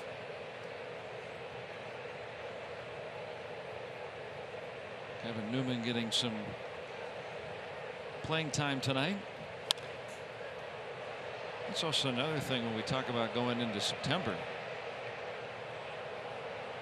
As the Pirates have some duplicity in middle infield. Who plays? You got Echeverria, Mercer, Newman, and short.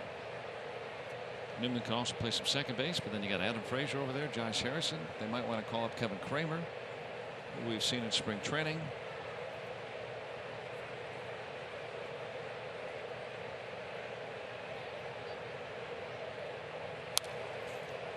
Little hit and run action.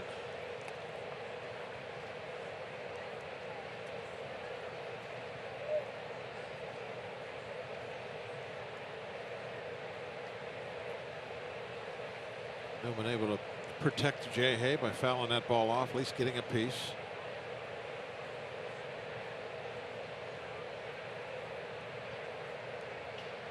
Luke Jackson, the third Braves pitcher tonight. Caught by Swanson, and they'll get one on that nimble snare there by Albies. They almost didn't get anybody.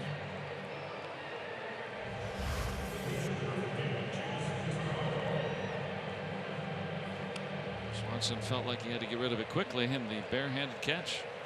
Well, if you want a double play, you got to get rid of it quickly, but I think that's a situation there where he needed to make sure of one out. He took a gamble with that and almost didn't get anyone.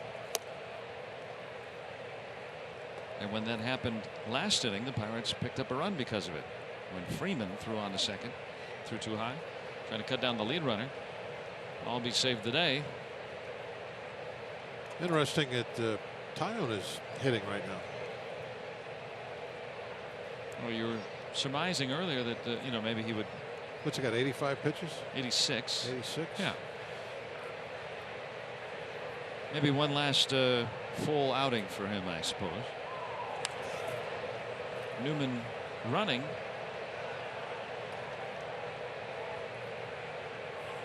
Trying to get in a scoring position for Taillon, just in case he does come up with a base hit. Newman was the International League leader in steals at the time of his call-up.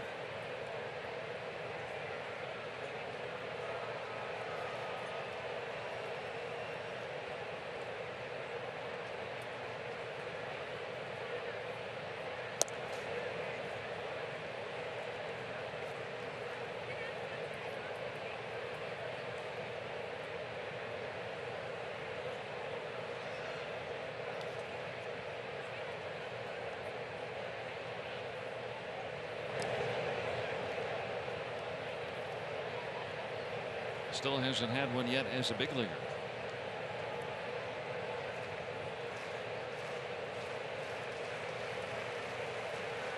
Getting a good lead over there. He's running. And Newman is out.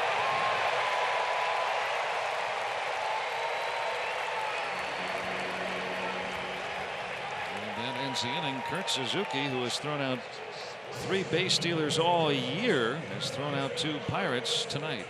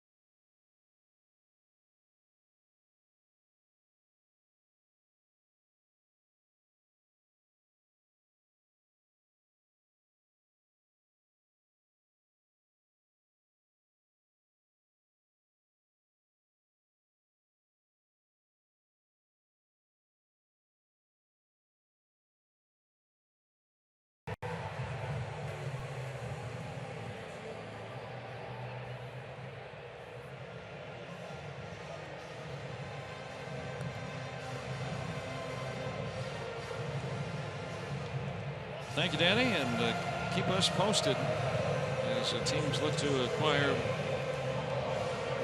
folks until the midnight deadline tonight. Francisco Cervelli is indeed coming into the game for Elias Diaz. He came up a little gingerly on his run to first last time around. And Taillon will come out for the 7th in a 1-run game.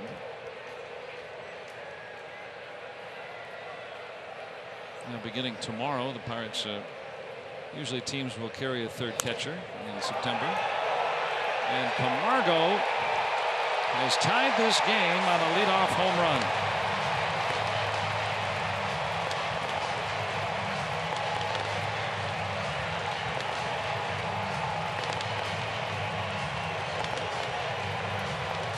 '15th home run for Camargo, and this young third baseman's had quite a season. He's continued to improve, and he's got some pop. They got a great young team. They've been doing this kind of stuff all year long.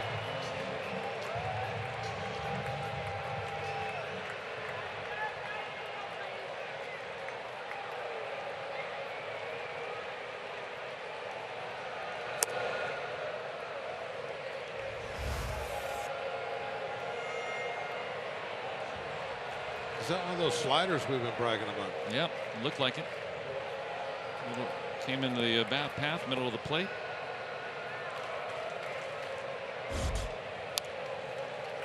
Always thrown a ton of good ones, but all it takes is one mistake. That gets taken advantage of. 1-0 ball game. I mean, that's why you're always looking for, insurance runs, trying to add on and get it out of that one swing territory. But that's where it was, and now it's tied.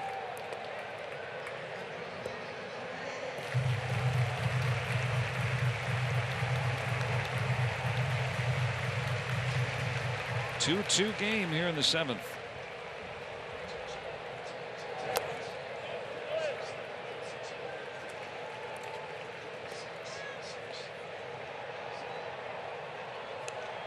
So Camargo and Acuna, the home runs for Atlanta.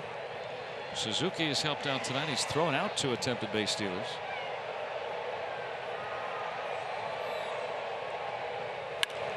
And that one well hit. 2 hard hit balls off Taillon here in the 7th.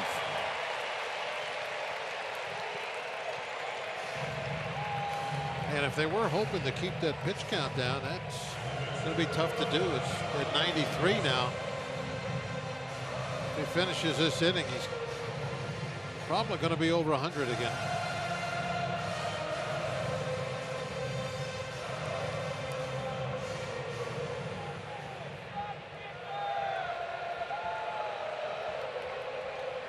Albies runs pretty well.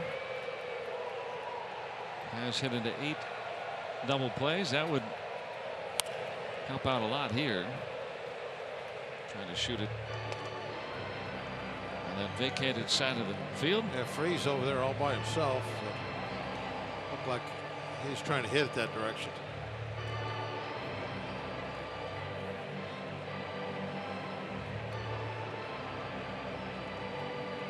Look at StatCast and you see why. 1/6 of the time is it on that side of the field.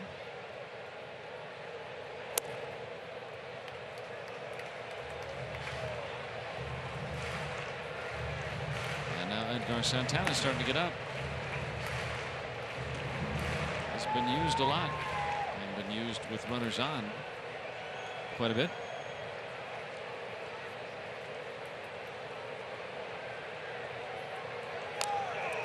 It's fouled off of him.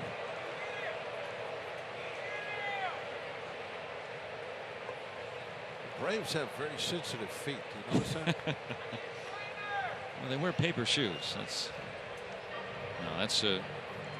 I'm just kidding. Right? Takes a second, and boy, it really hurts. You got to walk it off. And we saw Inciarte go down, and I mean he was down for quite a while, and then he ended up hitting a ground ball over the mound and went for a double. After that, he was flying. But you got to walk it off. See where the ball hit. Right off the left kneecap, right on. You know, that's the second time now I've seen somebody hit a ball off their left leg in the last few days. Was it Moran? Moran hit one. Yeah, you hardly ever see that. See it twice now on this road trip. Well, he's taking a moment to walk it off. Now, back in the old days, right, they would the catcher would go out and just talk to the pitcher while the proceedings are going on. It costs you now. Hey, you can't do that now. I don't know.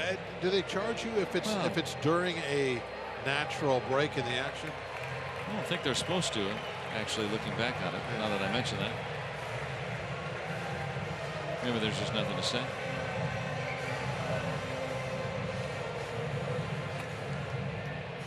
Hey, we can't give up another run. Get tough. No, you're right. A lot of times there isn't a whole lot to say. You're going out there to give him a break. That's why you're going out there, and he's getting one anyway. And on 1-2, Albies went. How about that hook? A bouncer. Cervelli off the bench with a tough block.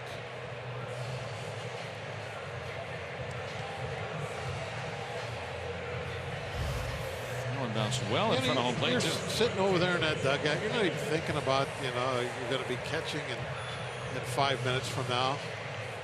And then there's an injury, and you're out there, and you got a base runner, you got curveballs in the dirt with 2 strikes, all this stuff going on. Tie game late.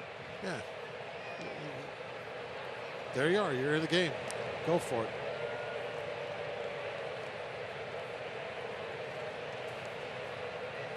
Now a chance to sweep up the inning with a double play ball after the Braves have tied it.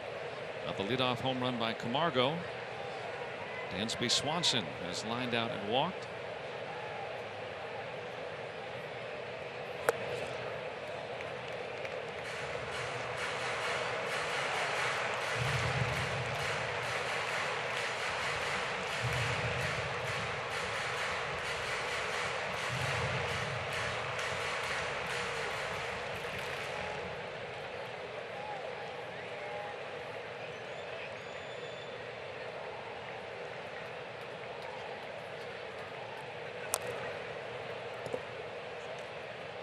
Spoiled that slider. This will be the 100th pitch coming up for Taillon.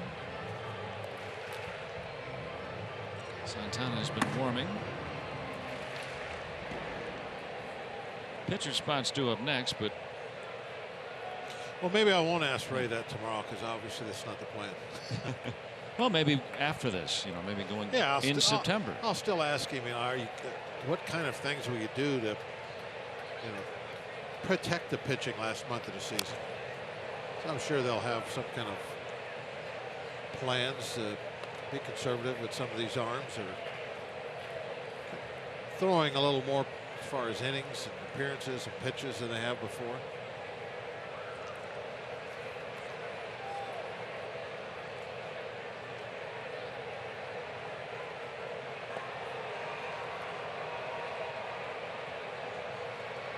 Taillon looked back.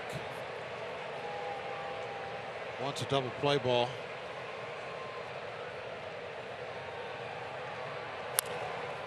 And he's got a grounder, but it's in the hole. And a one-hop throw. It's there in time to get Suzuki on the force. Newman ranging to cut that ball off and get it out. They had a rather slow runner going in the second, so he had some time to go that far. A nice little pickup by Jay. See, got the bounce pass, like an entry pass into the key. Nice catch. Show it to the umpire. I got it. San Diego Rocket over to Jay Hay.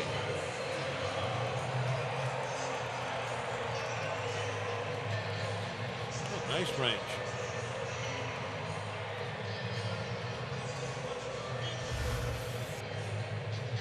Newman out of Poway, California. In his first weeks in the major league.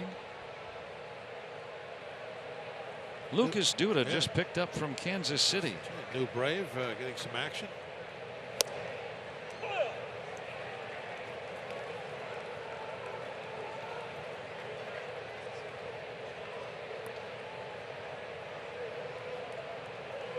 13 home runs.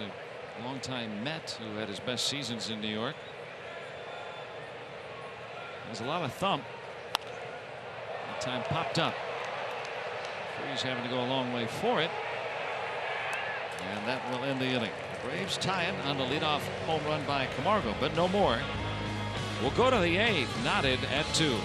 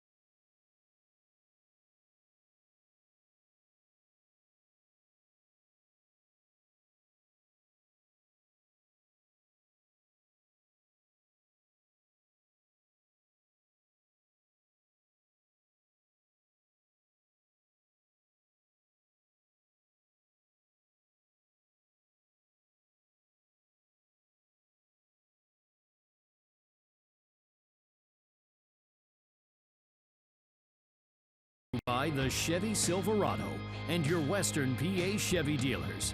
And by Levin's, the official furniture and mattress supplier to the Pittsburgh Pirates. For the best quality, service, and value, shop Levin's. Let's go Bucks! Good to see some Bucco fans here at SunTrust Park in Atlanta. Johan Camargo, no embargo on him. His home run has tied it as we go to the 8th inning in the series opener tonight. Adam Frazier, the Georgia native, will pinch hit for Tyone to start against Brad Brock.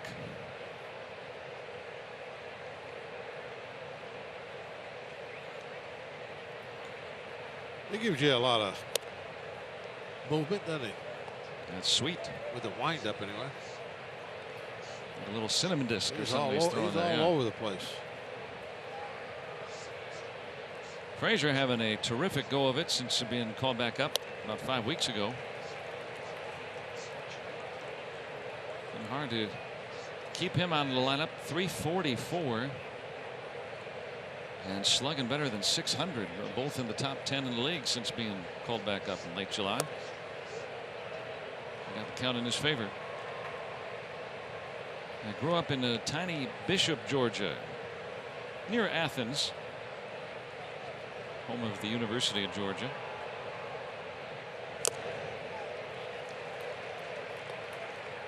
He'd rather see red and black than all the orange and navy of Auburn here in the stands tonight. Keone Kela getting up in the Pirates pen.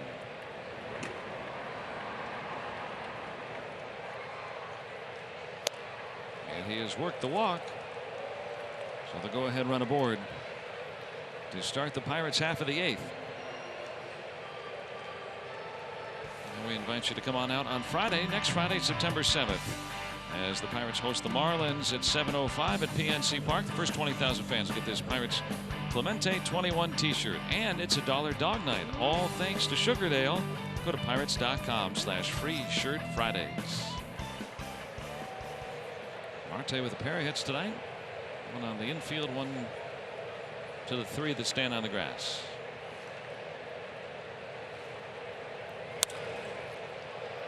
And a misplay by Albies. And that allows 2 aboard with nobody out. What a break that was. I mean, it was hit sharp enough to where even with Marte running, they were probably going to turn a double play. And now we are in business, big time. This is a nice one hopper, two hopper.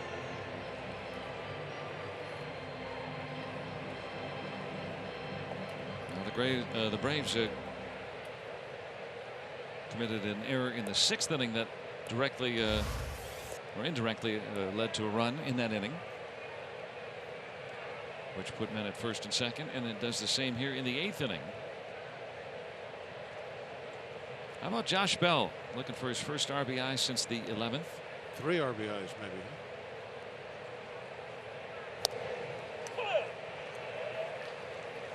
Well, that was not a strike.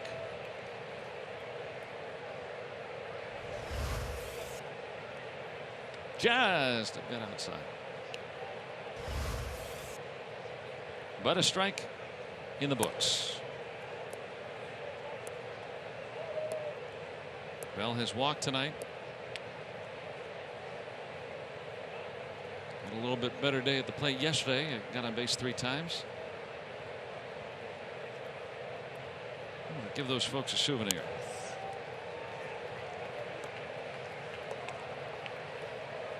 Seen Brock only once.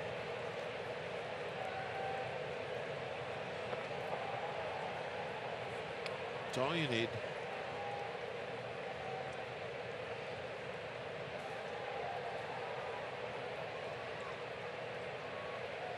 Put one in the chop house.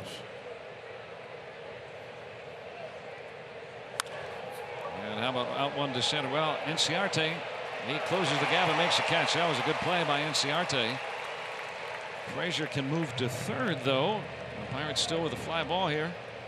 Hey, good job Take the lead. Good job by Frazier, even though that looked like that could be extra bases. Frazier went back to 2nd base, stood there, held his ground. So when it was caught, now he can move up and get to 3rd base with just 1 out. Nice play.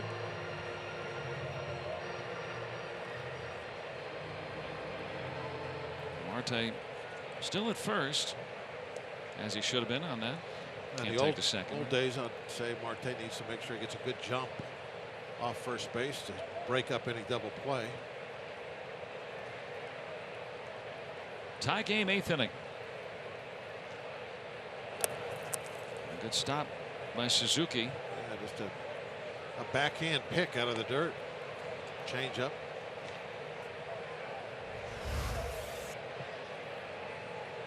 That could have been a run.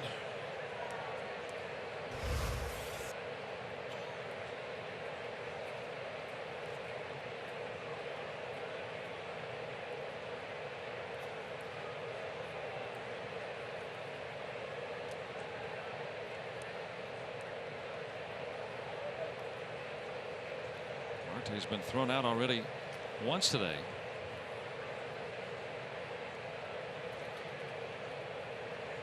Actually had the base stole, but with that hard tag, they knocked his hand off.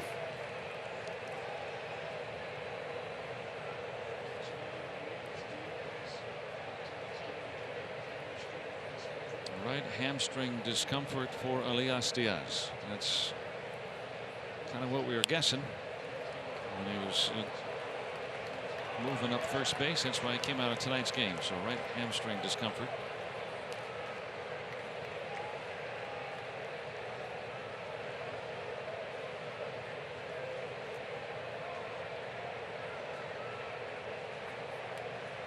Brad Brock, the former Oriole, has worked as a closer.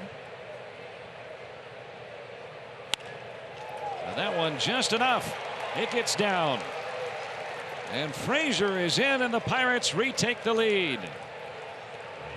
Been a couple of those tonight. The Pirates have knocked runs in where they've put pitches where they wanted to. You can see Suzuki upstairs, upstairs, upstairs. They've got the result, the jam shot, but both times Freeze in the first case and Polanco in this case strong enough to just kind of push it out there to get the little flare hit.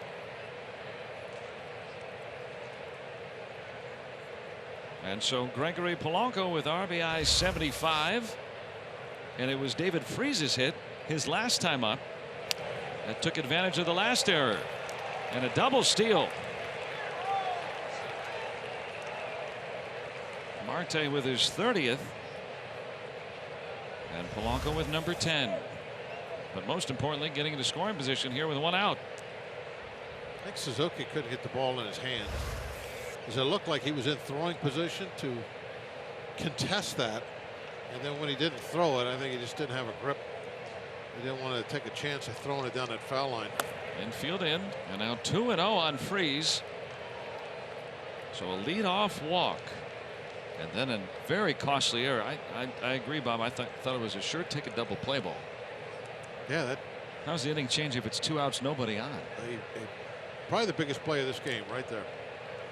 The error by Albies. And it's 3-0 on Freeze. They're pitching around him, going to set up a double play attempt and bring a lefty to face Dickerson. That's what it looks like they're doing. Dickerson on deck. Doubled earlier tonight. A strike with that one. Daring that. Even when Suzuki on the 3-0 count, see where he was set up? Jesse Biddle getting up. One-time Pirate property. Yeah, that was ball 4, but Freeze not letting him do it. Thinking maybe you could poke that through. Yep. Why not? You can force a run home here with a base hit. Do it.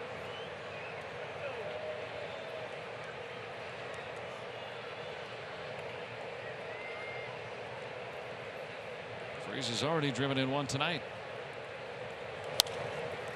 That one right to Freeman, couldn't get it through.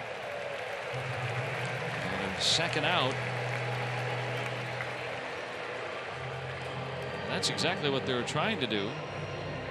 He just thought he could handle that pitch enough to get it through, but now Brian Snitker will come out with the lefty Dickerson coming up.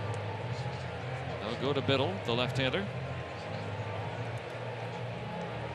And so that's it for Brad Brock tonight. The Pirates have taken the lead and got a chance to add a couple of more here in the 8th.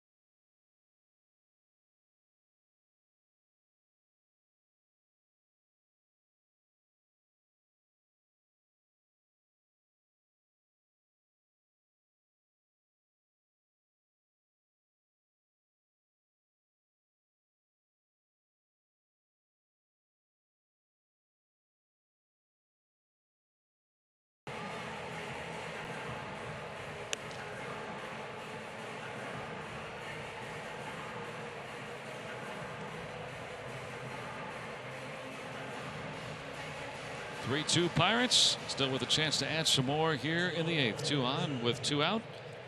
And as you enjoy a Miller Lite, look forward to the hold true moment later in tonight's game.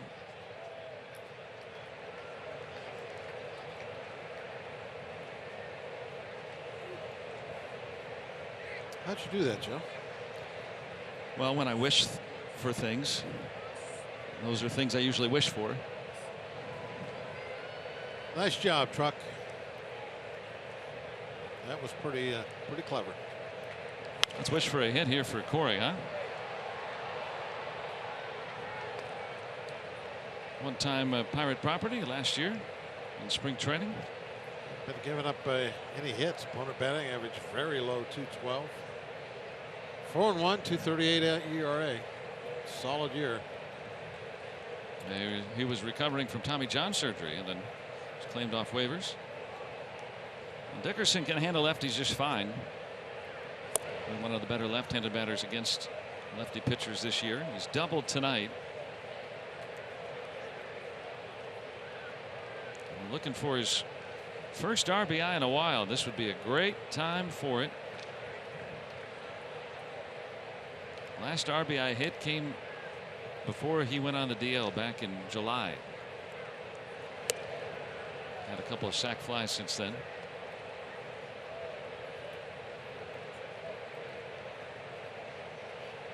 And after the leadoff walk and an error, now Marte has moved to third. Polanco at second on that double steal.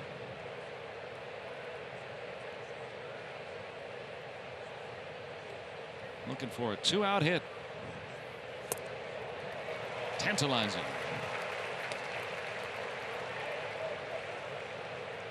Hey, you would think just a single here puts the game on ice with our bullpen.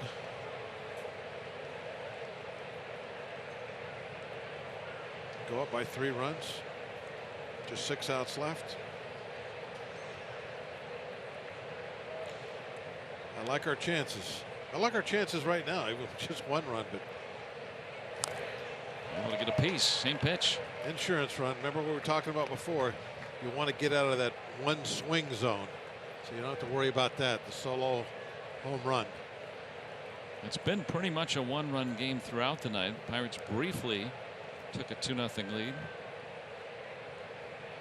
And the Braves had briefly tied it, but the Pirates have retaken the advantage. 2 on, 2 out, and a 2-2. He strikes out Dickerson. And the error by Ozzie Albies, opening the door for the Pirates, who now have the lead by 1.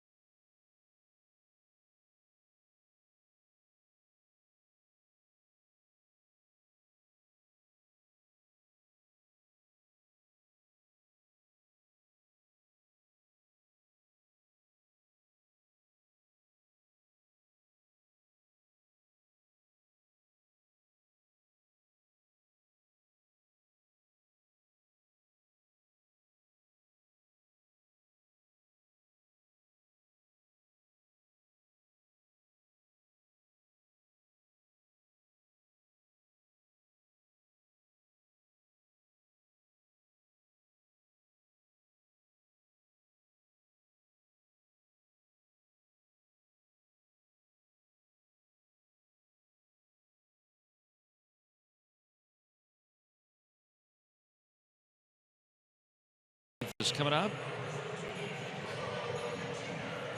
I'll look some of our Point Park social media, and got a Chris Archer jersey ready for tomorrow. Indeed, yes. Chris Archer gets the ball for the Pirates. In the same region that he was used to pitching in, the Southeast, right? All those years with Tampa Bay. Yeah, the weather will feel similar.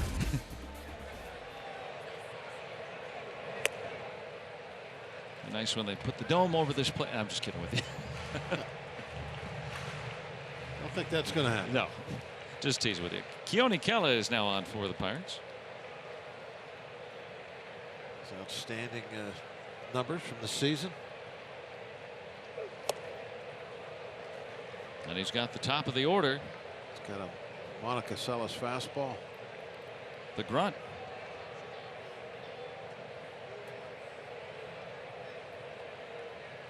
Acuna has homered in his last trip to the plate. 98 upstairs.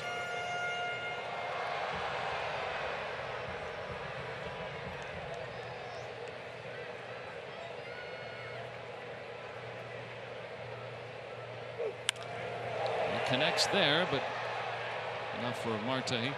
Routine fly. So 1 out. This is game 1 of 3, so let's take a look at our Nissan road ahead. Tomorrow's action features Chris Archer. Kevin Gausman, who's been good with the Braves after coming over from Baltimore. Pirates can attest that. Last time they saw him, he'll get the nod tomorrow. Our coverage begins at 6:30 right here on AT Sportsnet. Look at the size of that drum. It's a big drum. That's a huge drum.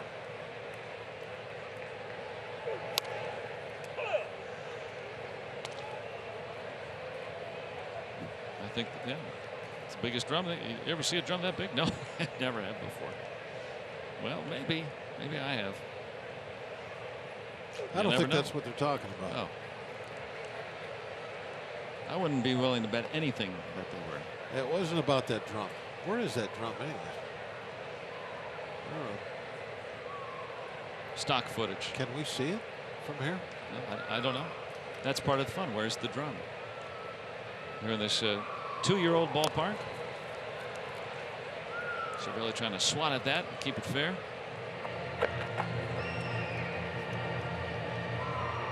All right. Can you find the drum at home?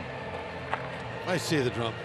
Where is it, Bob? You see that green wall there in front of it? That's the batter's eye. Oh, now. You got it? There's the drum. Oh, I wouldn't have found it. There's a rather large scoreboard above it that attracts your attention.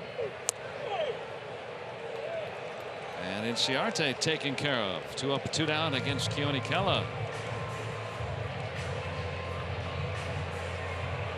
Boy, it's nice to have him, isn't it? Oh, what a pitching staff.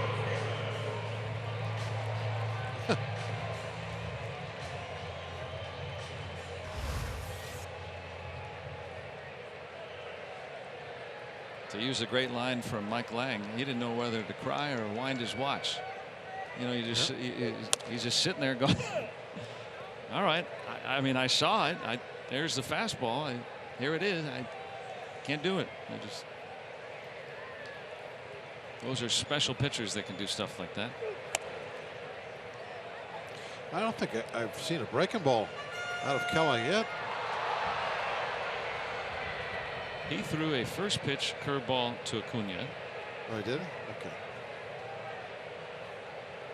And a couple to Inciarte, I suppose. I'm cheating. I'm going back. There's a breaking ball.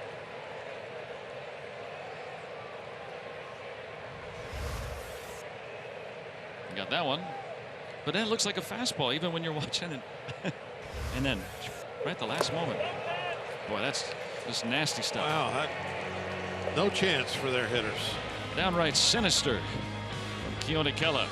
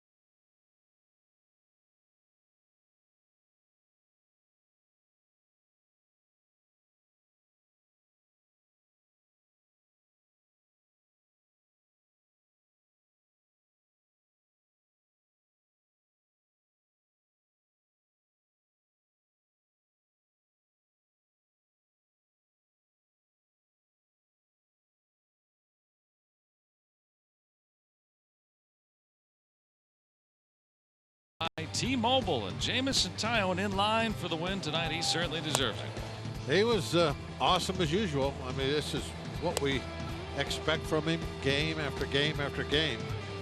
He had the quality stuff, and for the most part was putting it right where he wanted. 7 strong innings again. Solo home runs not beating him. No, he still has the lead.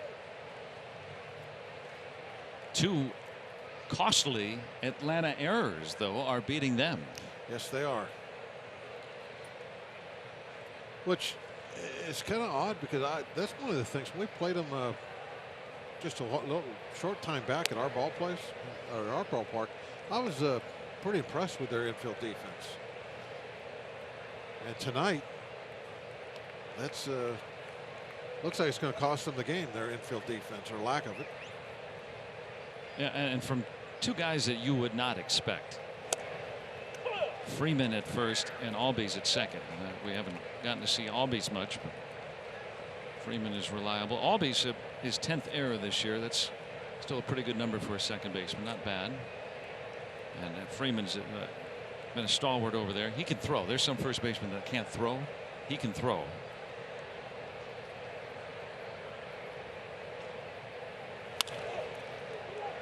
Diving try by Camargo. There's some infield defense. Yeah. Stole a hit.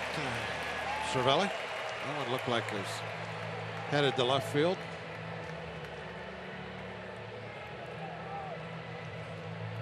He's a good young player that no one really talks about. Camargo.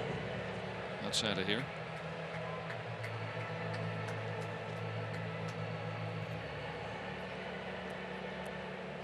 Two quick steps and a dive.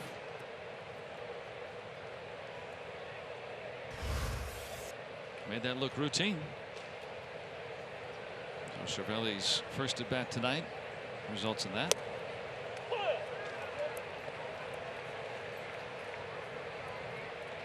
Josh Harrison 1 out of 3, singled his last time up.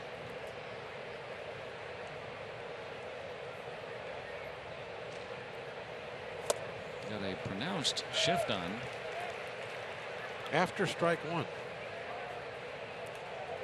I don't know if they were just late or if that was a planned.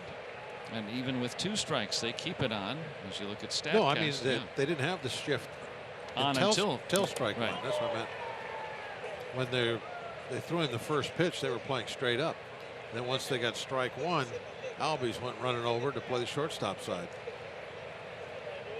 And Camargo had been playing in.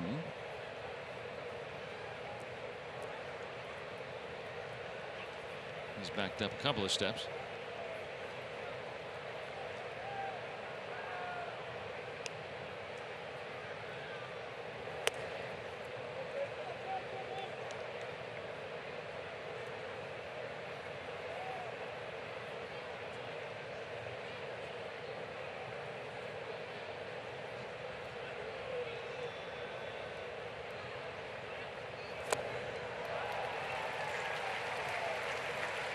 Harrison is the second out.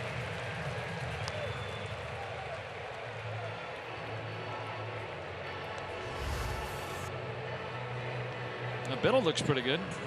Yeah, he's throwing very hard, good velocity on a fastball, and a nice back foot breaking pitch for strike 3. The Pirates really liked him and wanted to keep him, but they needed a roster spot during spring training last year. Very stylish glove. Or 2 years ago now. I misspoke. It's been 2 years since the Pirates had him. Swanson records their final out. And the Pirates 3 outs away from a win. Felipe Vasquez coming on to save it.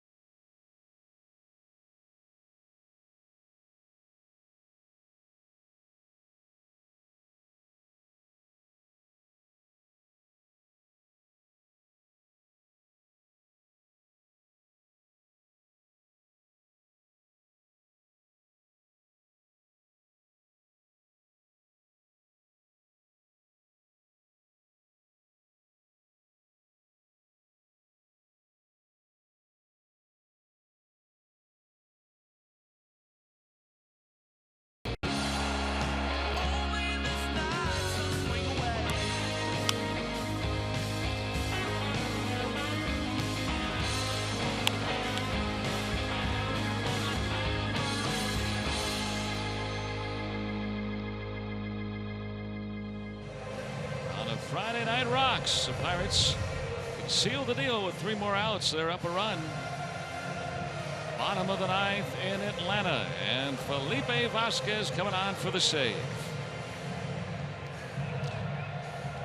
Amazing numbers, as always, for Felipe. 72 strikeouts, just 56 innings, only 19 walks.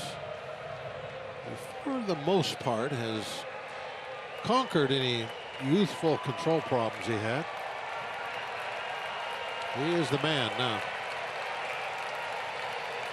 The man, the myth, the nightmare. Yes, facing the left-handed batting Nick Markakis to start.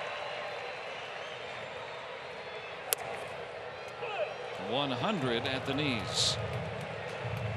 You talk about that good command for Vasquez since the middle of June. 42 strikeouts, 4 walks. One of those was intentional. Doesn't count then.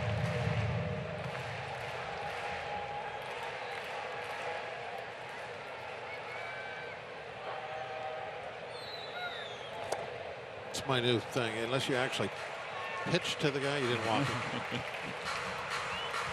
I like it. I had 2 strikes. And the Braves looking on. Getting that look at Vasquez.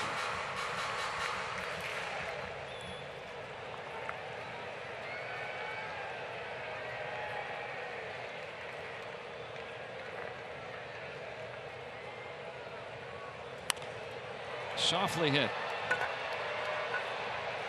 And Newman being called off at the last moment. Dickerson secures the first out.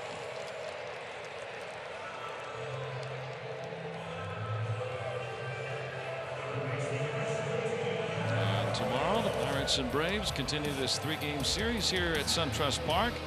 Chris Archer goes for the Buccos, Kevin Gausman for Atlanta. And our coverage begins at 6:30 with Pirates pregame presented by W.B. Mason.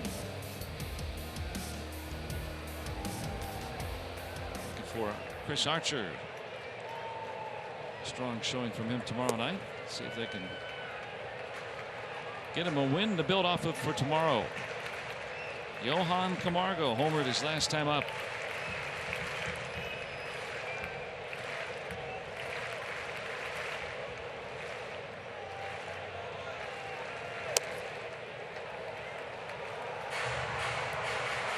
And behind 2-0.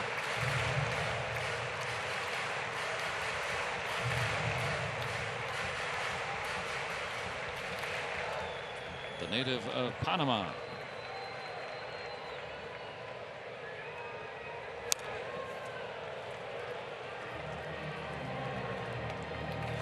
He tied the game leading off the 7th.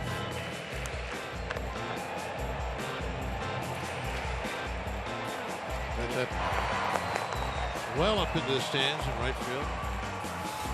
What are these young guys going to be like that the Braves have, say, 3 or 4 years from now? They really have some experience backing them up.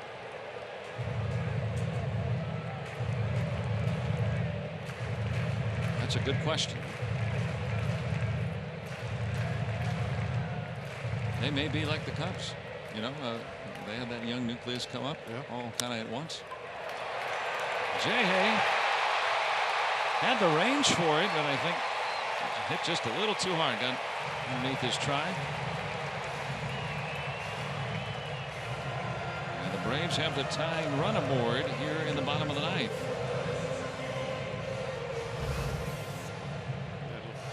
Ground ball up the middle. It looked like it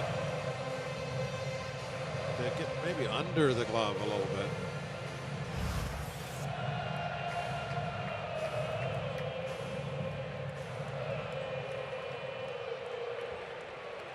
Kurt Suzuki, veteran catcher, hitting 3 tries tonight.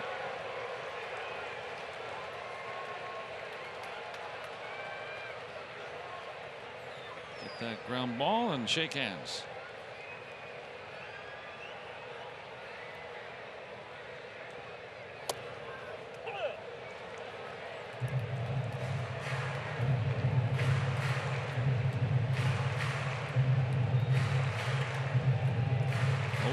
Lifetime against Vasquez.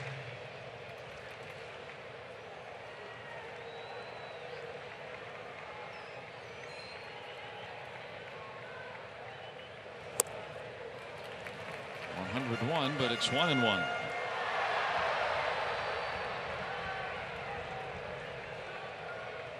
Vasquez has converted 18 consecutive saves dating back to May.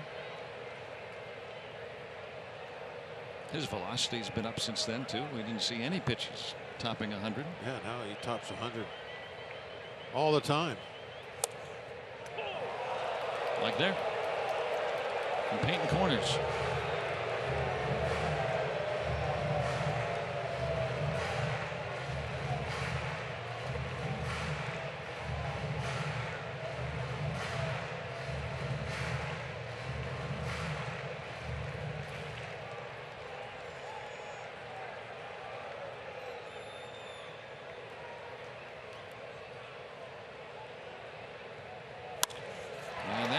Get through.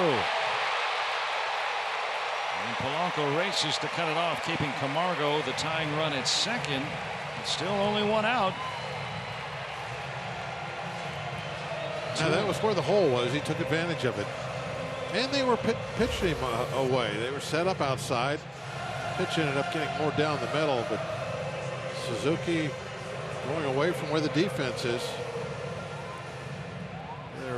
Jay playing him up the middle a little bit, and you got Bell holding on the runner, so that's where the hole was.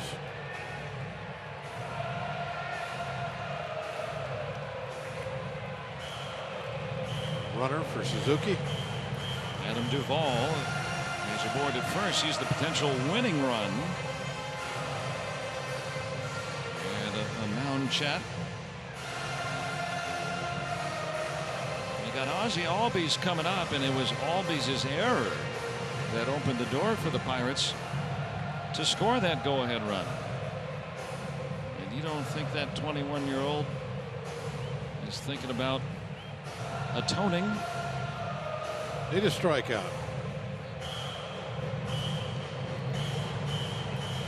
Trying to go from goat to goat. I'd like to end the game with a couple of strikeouts. No balls put in play.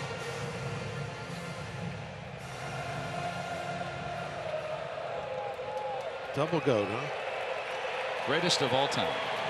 Double goat. Double G.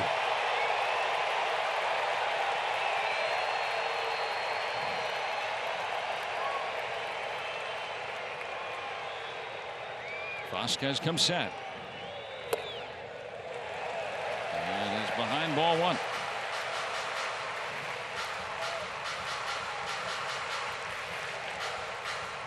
Albies runs pretty well. He's tough to double up. And he's got good power, but he has not hit for power since the All-Star break.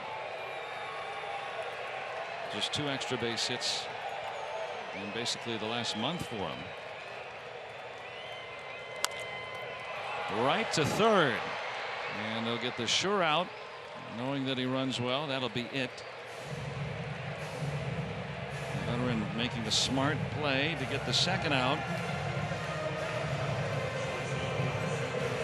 And now got to get to Dansby Swanson.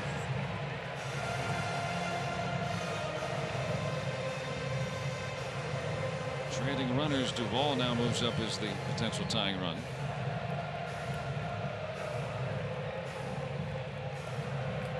Duvall not fast, but faster than Suzuki was. Albies does run well as the winning run at first. Swanson 0 for 2 with a walk tonight.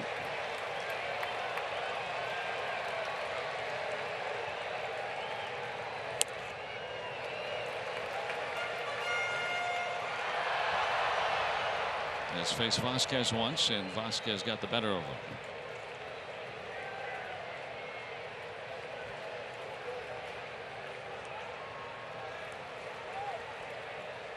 Swanson knows he can't come off the fastball. He's got to stay looking for that. But I'm sure he realizes that that great changeup is lurking. Ooh. 99 fastball. You worry too much about when's he going to throw that changeup, then you have no chance when he throws the heat. He was in a good spot to hit. But when it's 99, that's the difference maker. 2 on for Atlanta, 2 outs in the 9th. Pirates clinging to a 1-run lead. Ooh. And now a strike away from victory.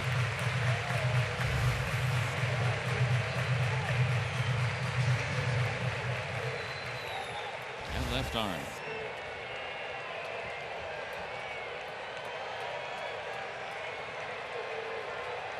The pinch runner Duvall at second. Albies, who runs well, is at first base. 2 outs. The 1-2. He struck him out. And Vasquez strands the tying and winning runs on and converts his 19th consecutive save. The Pirates beat Atlanta here in Game 1. Really a great pitching job again tonight by the Pirates. Jamison couldn't really do much better. Gave up a couple of solo home runs, but as you know, those aren't going to beat you.